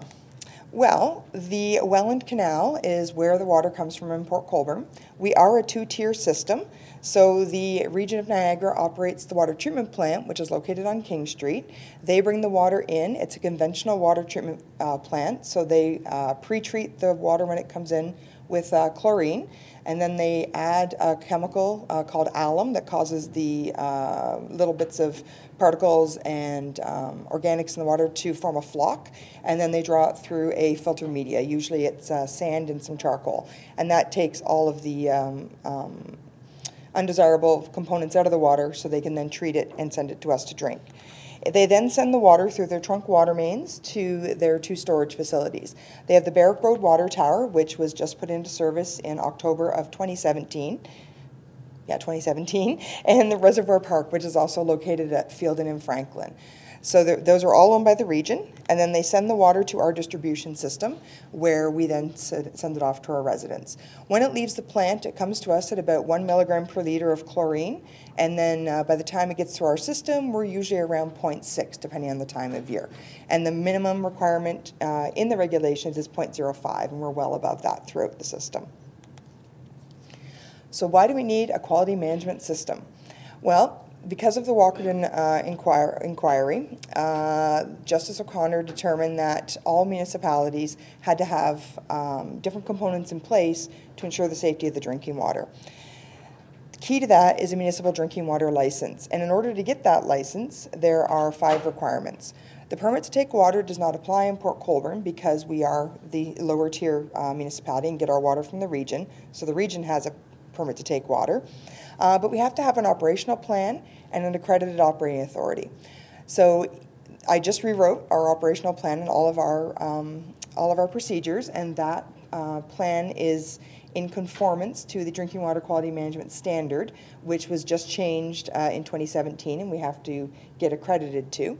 And then accredited operating authority is when a third-party auditor comes in and audits our operation. And I have a chart showing what the operating authority is, or who they are here in Port Colborne. And then we have to have the Drinking Water Works permit. That actually is renewed at the same time as the drinking water license. And the permit is actually a really key component that the province, when they initiated it, that really helps us save a lot of time and money when it comes to water main projects.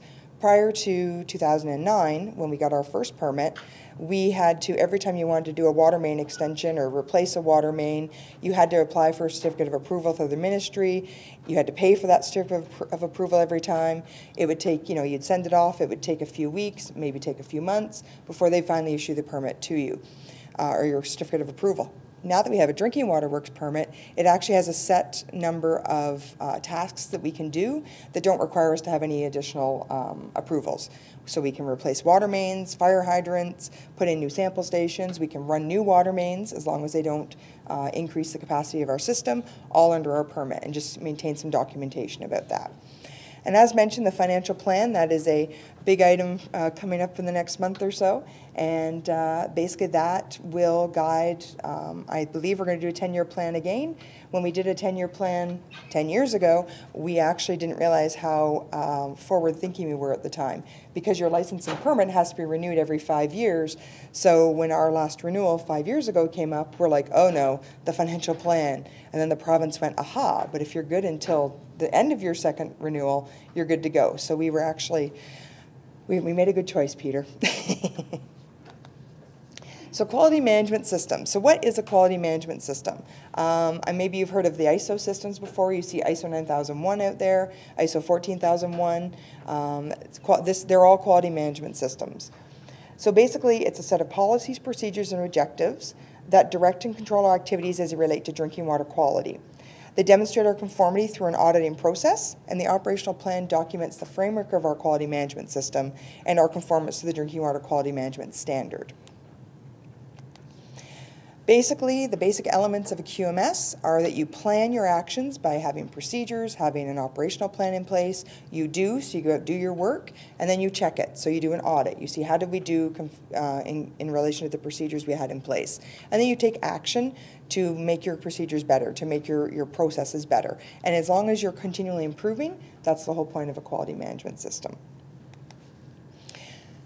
So every quality management system requires you to have a policy. So the policy that we have adopted in the city has the acronym CLEAN. And we basically have recognized that we're committed to clean drinking water with consistent compliance with legislation. We listen and communicate with the public regarding drinking water, safe drinking water. We establish a quality management system that's always improving. We allow only the safest drinking water to reach our residents' taps. And we recognize that water is a necessity of life and needs to be of the highest quality. So how do we maintain our consistent compliance with legislation? We make sure that we have a license and permit that are current. We have an accredited operating authority. We are audited every year. We have annual inspections performed by the Ministry of the Environment, Ministry of the Environment, Conservation and Parks. They have a new acronym now. And our annual inspections, we are consistently higher than 90%. Last year, we were 100% on our inspection rating. We make sure that we follow the new water main installation and testing requirements that the province has laid out for us. And we comply with the sampling, testing, and monitoring requirements. We actually go a little bit above and beyond what the sampling, testing, and monitoring requirements are. So our accreditation, external audits are conducted by the Accreditation Authority on a 3-year cycle. In year 1 and 2, they do what's called a surveillance audit, where I send them documentation. They do an audit, they send me back either non-conformances or say everything's good. And then in year 3, they actually come on site and do a re-accreditation audit.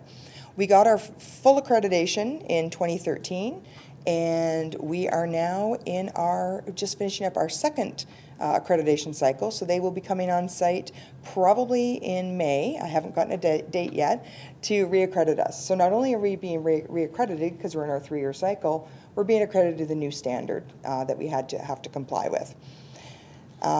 Their surveillance audits cost us about $1,700 every year. The on-site audit with their travel time is about $4,500. The province puts a cap on them. They only have 2 accreditation bodies we can use. We use QMI SAI Global, but they both charge the same price because there's a cap from the province on those. So we do our sampling and testing and monitoring in accordance with the regulatory requirements, and as I mentioned, we do go above and beyond and do a little bit more than we need. And we have standard operating procedures that give our staff instruction on how to follow their routine tasks, their non-routine tasks such as water main breaks. And these activities are specifically targeted during the ministry's inspections. And my little new sticker there is because they have a new name. It's not the Ministry of the Environment and Climate Change anymore. It's Ministry of the Environment, Conservation and Parks, or MECIP. Essential supplies and services is another requirement in the standard that we have to identify. And basically, it's up to us to determine what we consider to be essential to the delivery of safe drinking water. We could say that this piece of paper is essential, and we could designate the supplier of that paper essential, but that's taking it a little too far. So we have things like our laboratories on there as our essential suppliers that analyze the samples. We have the people that provide us the parts to repair the water mains. We even put the contractors on the list that do the water main replacements for us. They all end up on our essential suppliers list. Now, and suppliers and contractors that have jeopardized the safety of our drinking water system, we will put them in as unapproved. It's not meant to show favoritism or that we are going to, that we're going to pick certain people. It's the contractors that can meet and suppliers that can meet our quality requirements, and that's why we put them on the list. And if they have done something that jeopardizes, it wouldn't be in our best interest to leave them on the list, so they can be unapproved. They can get back on the approved list if they go through a certain set of criteria as well. And we also make sure that we identify the requirements for our supplies and our services in an approved materials list. This is something new this year that we're going to put in place. We haven't done it yet, but we're going to get one in the next few months, and this will make it easier for not only contractors bidding on projects in the city, so they know what our requirements are for the materials they use. It'll make it easier for our storekeeper and our staff to make sure if supplies come in, that it does meet our requirements as well. So that's something we're working on as in the spirit of continual improvement. As far as listening and communicating with the public, we do an annual report to council. Once a year, I send a report in to summarize how the Quality Management System Management Review has, to summarize how it's turned out. We do news articles in the City Hall newsletter that we send out at least once a year. We put a news article in there. We have our quality policy posted at all city facilities. It's here at City Hall, it's at the Operations Center, it's at the library. We have it online, so our residents are aware of it.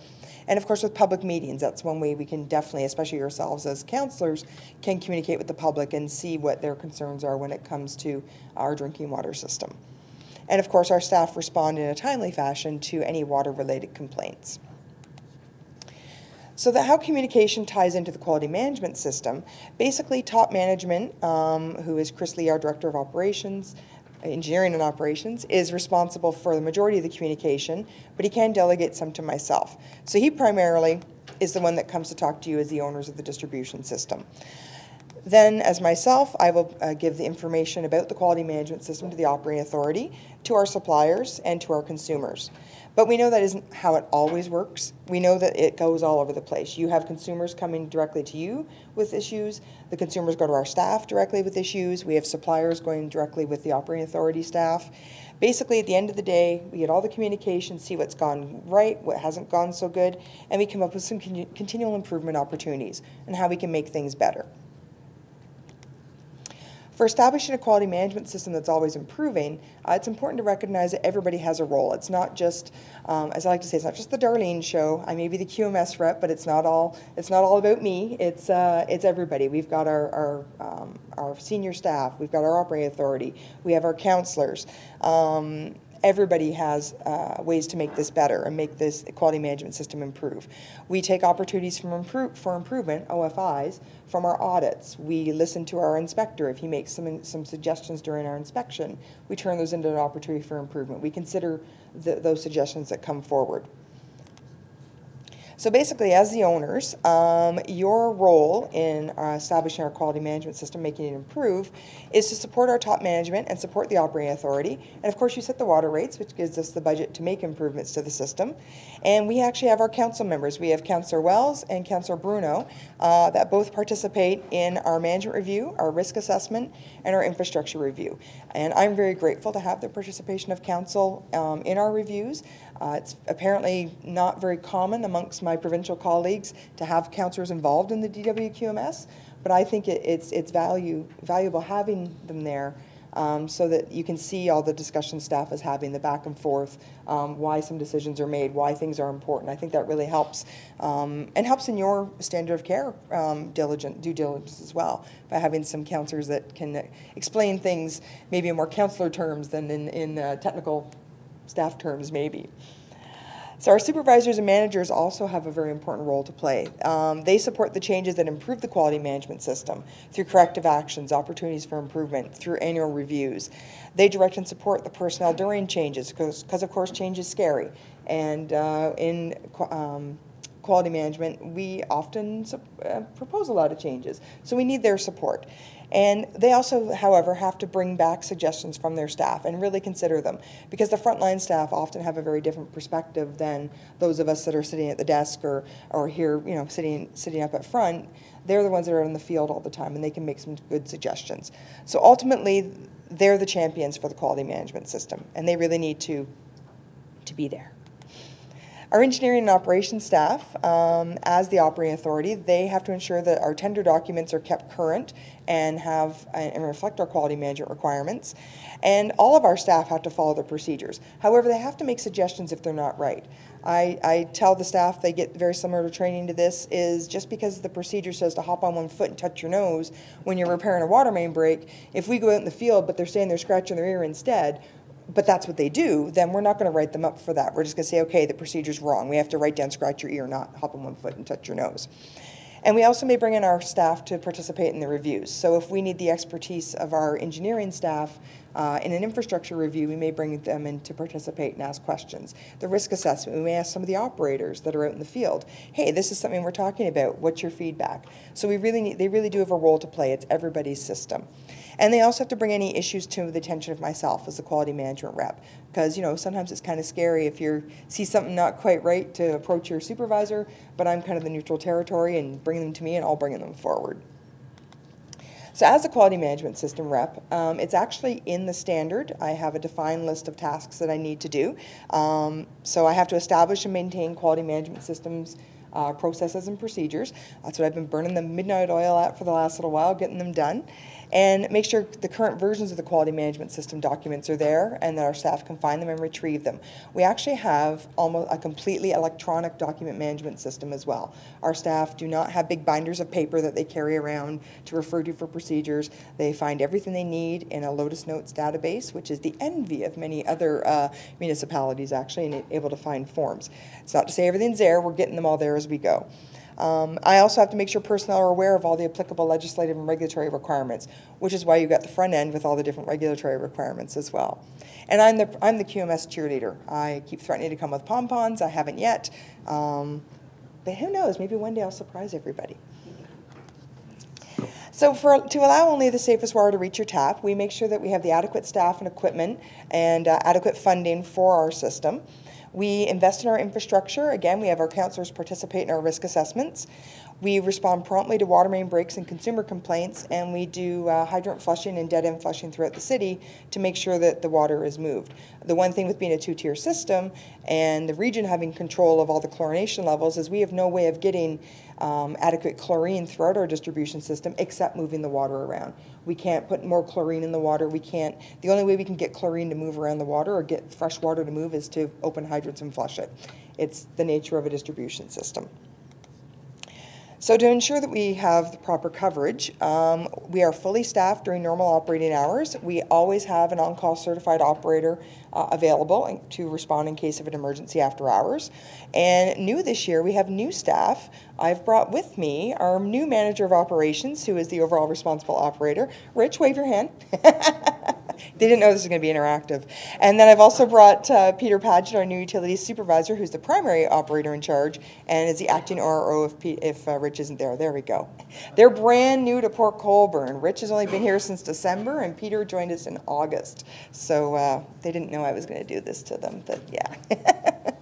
Our utilities crew leader is our supplementary operator in charge, OIC, and is the primary OIC in our utility supervisor's absence. And all of our certified operators have been identified or designated as supplementary OICs. So what that means, that's a definition in the regulation. You're required to designate an ORO, and you can have as many operators in charge as you want. And the reason we've made everybody an operator in charge is primarily due to the water main break procedure. It's a new provincial procedure, and we are required to classify water main breaks. An OIC has to do that classification in order to determine what type of steps we have to take to after the repair has been completed. There is more to do if it's a Category 2 water main break, and a little bit less to do if it's a Category 1. Category 1 is a standard run-of-the-mill water main break. You just, okay, I make it sound easy, I know it's not. Throw a clamp on it, and away you go. So it's definitely in our best interest to empower our operators to make that decision, and they're trained operators. They know what the difference is between a Category 1 and Category 2, so it's definitely the most efficient way to run our system. The asterisk there is an OIT, that's an operator in training, cannot be designated as an OIC. So we do have a couple of OITs in our system, just one brand new one that we found out just passed his exam, so we're very excited. So they will not be able to be an operator in charge until they get their Class 1 certification. And that takes 1,800 hours of hands-on training, mandatory 1-week course, and then they get to write another exam, and then they apply for their Class 1. So it's about a year, 18-month process from start to finish in our distribution system. So this is our org chart currently. As you can see, the mayor and council, you're at the very top as the owner of the distribution system. And we have our director of engineering operations, Chris Lee, is our top management. And then below that dotted line is the operating authority. So you can see I have everybody in blue, our staff that directly affect drinking water. So we have Richard as our manager of operations, oversees the utilities supervisor, the utilities crew leader, and our water operators and operators in training. Our construction inspectors in the engineering group, and she does have her operator in training license now, but even prior to that, we had identified that position as directly affecting drinking water because she oversees directly all the brand new water mains going in the ground. So if they're not put in the ground correctly from the beginning, that has a potential to jeopardize the safety of the drinking water in the future. So we think that is a critical position in the city when we're putting in new water mains. And myself, I'm in the green box, identified as your QMS rep. So part of the standard is doing a risk assessment, and this basically identifies hazards or potential hazards. A little cartoon there, I don't think we need to worry about a monkey god or being eaten by a giant pig, but we do have to consider a variety of different risks that could happen in our system. The little new sticker there is the ministry last year, 2 years ago, released a list of hazards that we have to consider now. So as of this year, we have to consider things like climate change, extended periods of drought, extended periods of cold.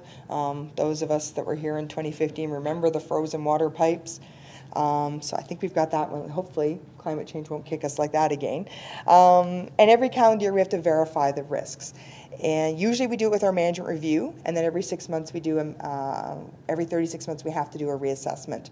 I usually bring our regional counterparts into the 36-month reassessment because they're the ones that bring us the drinking water, and a lot of things that could happen at their facility could have an impact on us. So they need to be aware of our issues, and we need to be aware of theirs. So we're actually going to be doing a level 2 assessment this year because we have to consider these new climate change requirements.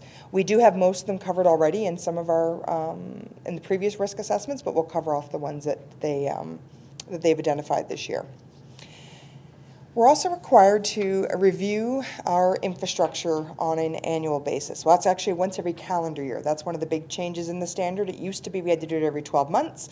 If you hit 12 months one day, you had a non-conformance. I was actually on the committee that reviewed the standard and made recommendations, so I was very excited about the once every calendar year. That gives us a lot more flexibility. We will be, this year we will be probably not doing our infrastructure review until later on this year, simply because we've realized that Treasury has a really big, why do I sound dry? Just in case. Is it taking a lot longer than normal? Yeah, thanks. So Treasury, we've realized that there's going to be a big overlap between the asset management plan and the infrastructure review. And I think we're even going to be pulling the Treasury folks into our infrastructure review. So we're going to put that off. We have until December 31st of this year to get it done. So we'll make sure we get our Treasury folks involved. So we do have to consider our risks and our risk assessment. Oh, is this a thing? Okay, would you like me to take a drink? Take a breath? Okay. There, is that better? So we do have to consider any of the risks we've identified in our risk assessment in the infrastructure review. And we also have to consider our breakages and our repairs, anything from our infrastructure needs study. 2012 was the last infrastructure needs study that we did, and look at our any incomplete projects from our previous reviews. So by recognizing that water is a necessity of life and needs to be the highest quality, we have Council's commitment and endorsement of the operational plan. We do internal audits of our quality management system every calendar year. And we also have our reviews, and we have an emergency preparedness plan for the distribution system as well. So the commitment endorsement is what, another reason I'm here tonight, or the main reason, is to get Council's endorsement of the operational plan. So basically we say that the City of Port Colborne supports the implementation, maintenance, and continual improvement of the drinking water QMS for the City of Port Colborne water distribution system, as described in the operational plan. The owner, Mayor and Council, endorses this operational plan through a Council resolution within 1 year following the election of a new Council, or following significant changes to the operational plan. Council's endorsement is provided in Appendix 2. It'll be an appendix to the plan. So top management, Director of Engineering Operations, by signing below, acknowledges the need for a drinking water QMS and the responsibility for providing sufficient resources to maintain and continually improve the QMS. Some municipalities went to their mayor and council once and endorsed the very first operational plan. They never went back. We decided it was important enough that all of our new councils understand the operational plan and that you have the opportunity to endorse it as well. It gives us an opportunity to come forward and chat with you and tell you all about it, and then you get to put your stamp of approval on it as well. So tying in with our infrastructure review, we also have maintenance and renewal activities we have to do. So we have our maintenance programs, which we are required to summarize and monitor the effectiveness. And in order to monitor the effectiveness of that, we need to set some targets. And then we have to have our renewal plan, which is new in the standard. We have to have a long-term forecast of major maintenance and renewal activities, and we have to keep that, that forecast current. So that's something we are also going to be working on developing this year. And that's where I think it really ties into the asset management plan. And of course, it depends upon the amount of funds that we've allocated. So I was very excited. We have actually set some targets this year, new this year, with different components of our infrastructure. Richard and Peter were, Peter Paget, not Peterson S. Too many Peters. We're very helpful in coming up with some targets. So We are going to, for our water main breaks and water services, we're going to meet the response time in one of our internal standard operating procedures. Basically, we have 3 levels of response time with water main breaks. Level 1 is, oh my gosh, the end of a water main blew out, there's a flood, there's water everywhere, we're losing the road, we're losing people, the water tower's drained, get out there now, fix it. That's our level 1 response. Level 2 response is, I know we had a break just a couple weeks ago out on Clarence. The road had bubbled up a bit. We were able to valve it down just a little bit, and we came back and we fixed it the next morning. So it wasn't a get out there right away. It could wait till the next morning. And level 3 is we have a service leaking. It's not threatening to cause damage. It's not threatening to flood somebody's house out. We're not going to lose the road. We'll wait until it makes sense. We bring a vac truck in. We do them all at the same time. Do a bunch of them at the same time. That's the most economical way to approach it. So as long as we meet those times, we're going to be in good shape. The level of service we've established for ourselves for valves and the target we've set, we want to turn 25% of our valves every year. And we're hoping that only less than 5 of those that we encounter will be inoperable. And the ones we do find that are inoperable, we are going to repair or replace them within 30 days. Now, these are targets. We will come back in a year. We'll see how we've done. If we're like, ooh, that was a little too conservative, then we will perhaps increase, or a little too we were shooting too high, then we're going to maybe bring it up a little bit. And the same with fire hydrants. We want to flush and inspect them annually, do our seasonal inspections, our fire flow testing, less than 5 inoperable, repair or replace them in 30 days, have no frozen hydrants during our seasonal inspections, and we're hoping for fire flow testing, we'd like to have 2 or less out of service at a time, and have the marking complete within 60 days of the fire flow test being done. So I'm sure Tom will like instead of painting, we're thinking of going for the discs, Tom, on the ports, but we'll be in he likes that. With our curb stops, we say within 2 weeks we'll get any broken curb stops repaired. Dead end flushing, weekly or as needed. And when we're flushing, we'd like to have no adverse water quality incidents, those are AWQIs, and less than 10 dirty water complaints. The asterisk next to as needed is we're hoping to take a little more targeted approach with our flushing and moving forward. And instead of just saying, yeah, it's a dead end, let's flush it, we're going to do a little more analysis and only flush where we need to flush as per the calculations, the number of people on the water main, the diameter of the water main, how often we calculate the water turns over. We're going to be very targeted in the approach. We're going to give that a try this year. And with our backflow prevention devices, we'd like to, these are the devices that we have in city facilities, and we also have to move them when we're doing water main commissioning projects.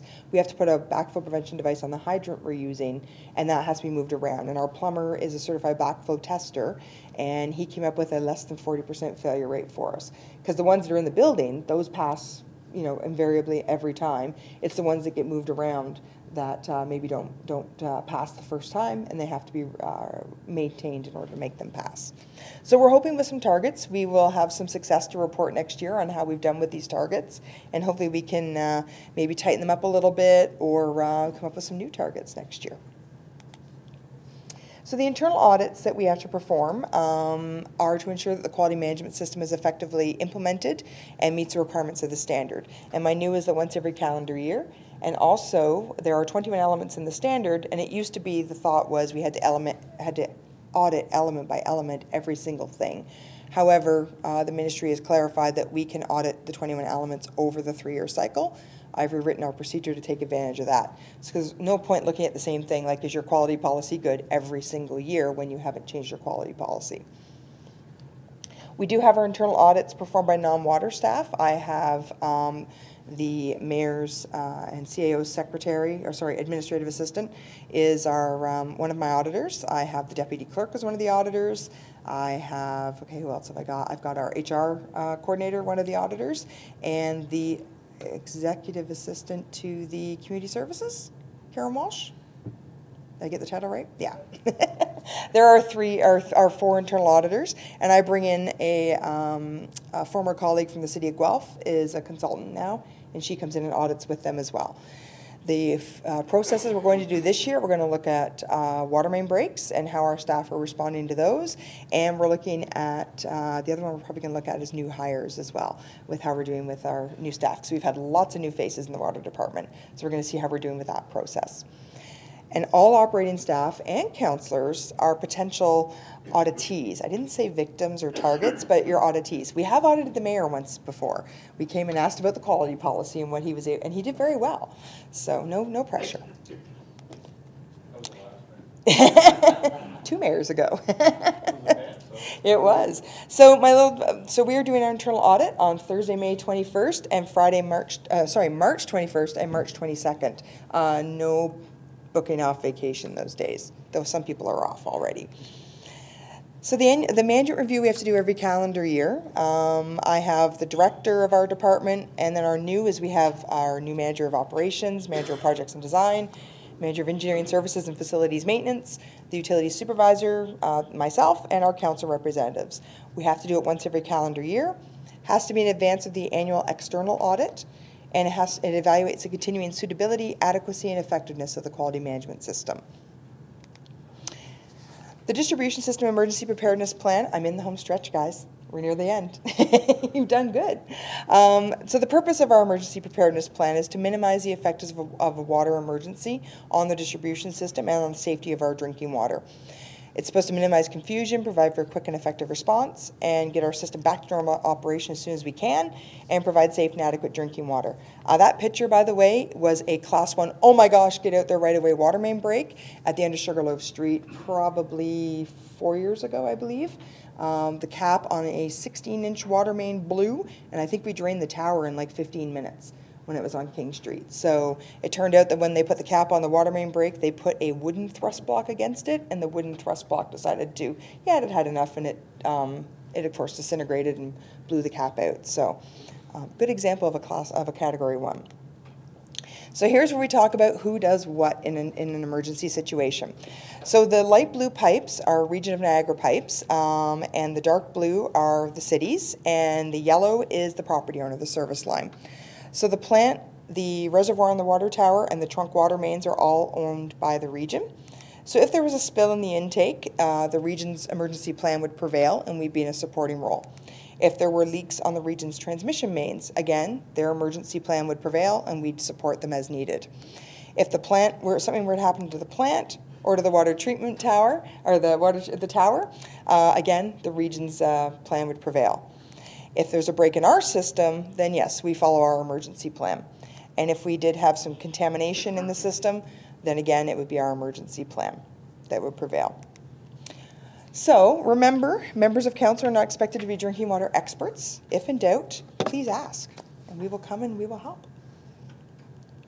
Great. Darlene, thank you.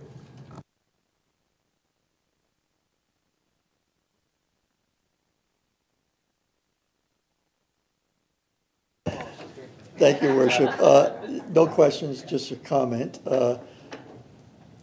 Darlene, you're a wealth of knowledge. Harry and I, Councillor Wells and I, had the pleasure of having our first session with Darlene and her crew. So this is the abbreviated version that you received today. And we have 2 or 3 more scheduled at a couple hours each. For those of you who don't know, Darlene's been so involved in the industry, she's actually consulted on some of these things in her previous life, consulted on some of the, with some of the consulting firms out there that led to this report.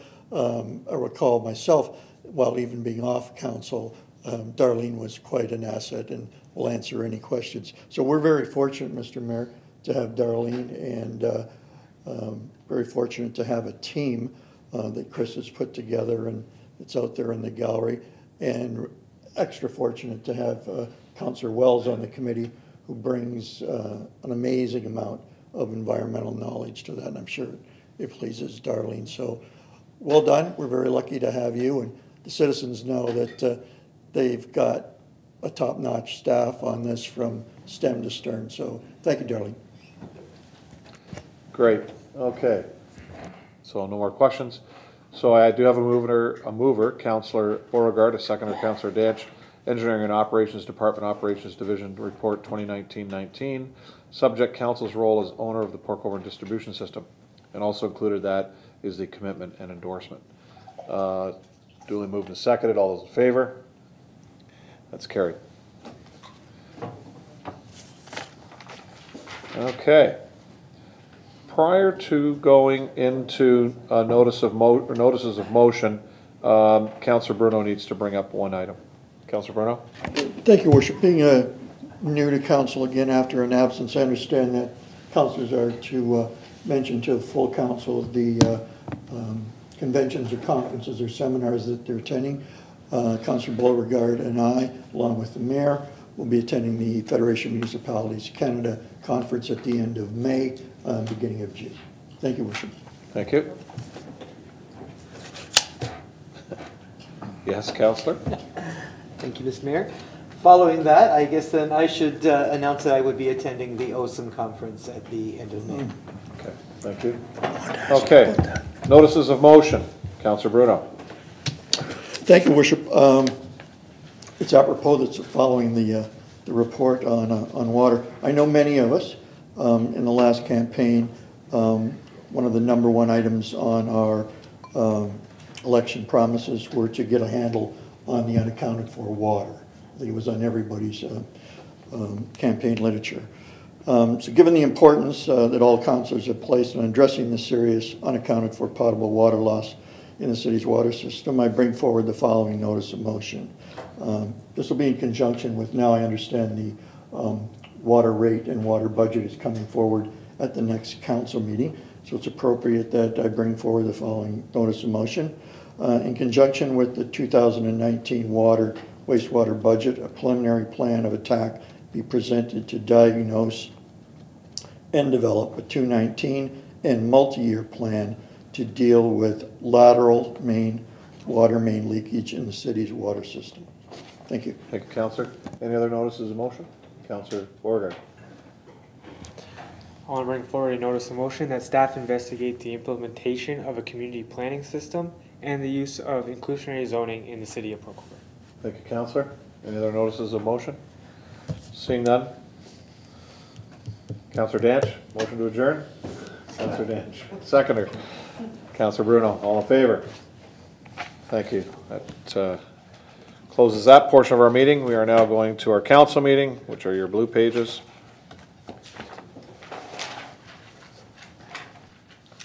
Call the meeting to order.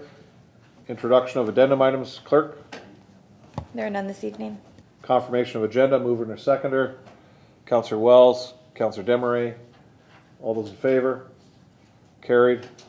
Disclosures of interest. Adoption of minutes. Regular meeting of council 03-19 held on February 11th, 2019. Mover and a seconder. Councillor Beauregard, Councillor Bodnar. Questions? All those in favor? That's carried. Any items requiring separate discussion? Approval of all those items not requiring separate discussion. Mover and a seconder. Councillor Bruno, Councillor Wells. Any questions? All those in favor? Carried. Proclamations. Fresh Air Fund, March 20th, 2019.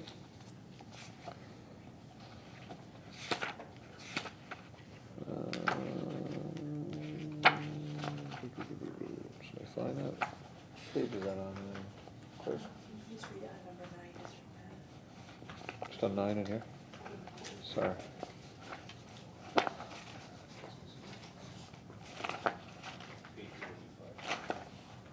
Sorry, page?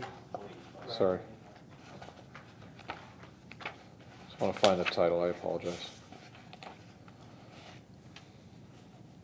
So I need a mover and a seconder to proclaim March 20th, 2019 Fresh Air Fund Day.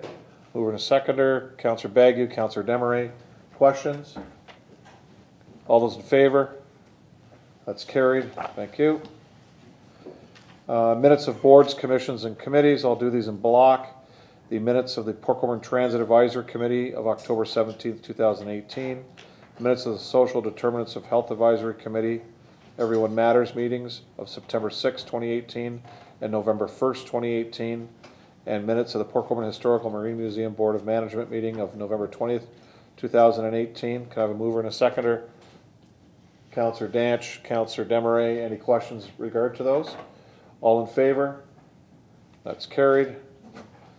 Consideration of bylaws. Madam Clerk. 6646-10-19, being a bylaw to enter into an agreement with ADR Chambers Incorporated to provide for Integrity Commissioner Services. 6647-11-19, being a bylaw to adopt, ratify, and confirm the proceedings of Council of the Corporation of the City of Port Colborne at its regular meeting of February 25th, 2019. Okay, mover and a seconder. Councillor Demeray, Councillor Bruno. Any questions? All those in favor? That's carried. Before I go to Councillor Danch, just want to remind everyone that on Monday, March the 4th, we have a special committee of the whole starting at 5 p.m. to go over the budget. And then we will also be going over the water budget at the same meeting. Our next committee of the whole and council meeting is on Monday, March 11th of 2019 at 6:30 p.m. And all those meetings are here in the council chamber. Councillor Danch, you'll move adjournment. Councillor Danch. Councillor Wells, any questions? All in favor? Carried. Great meeting, people. Thank you very much.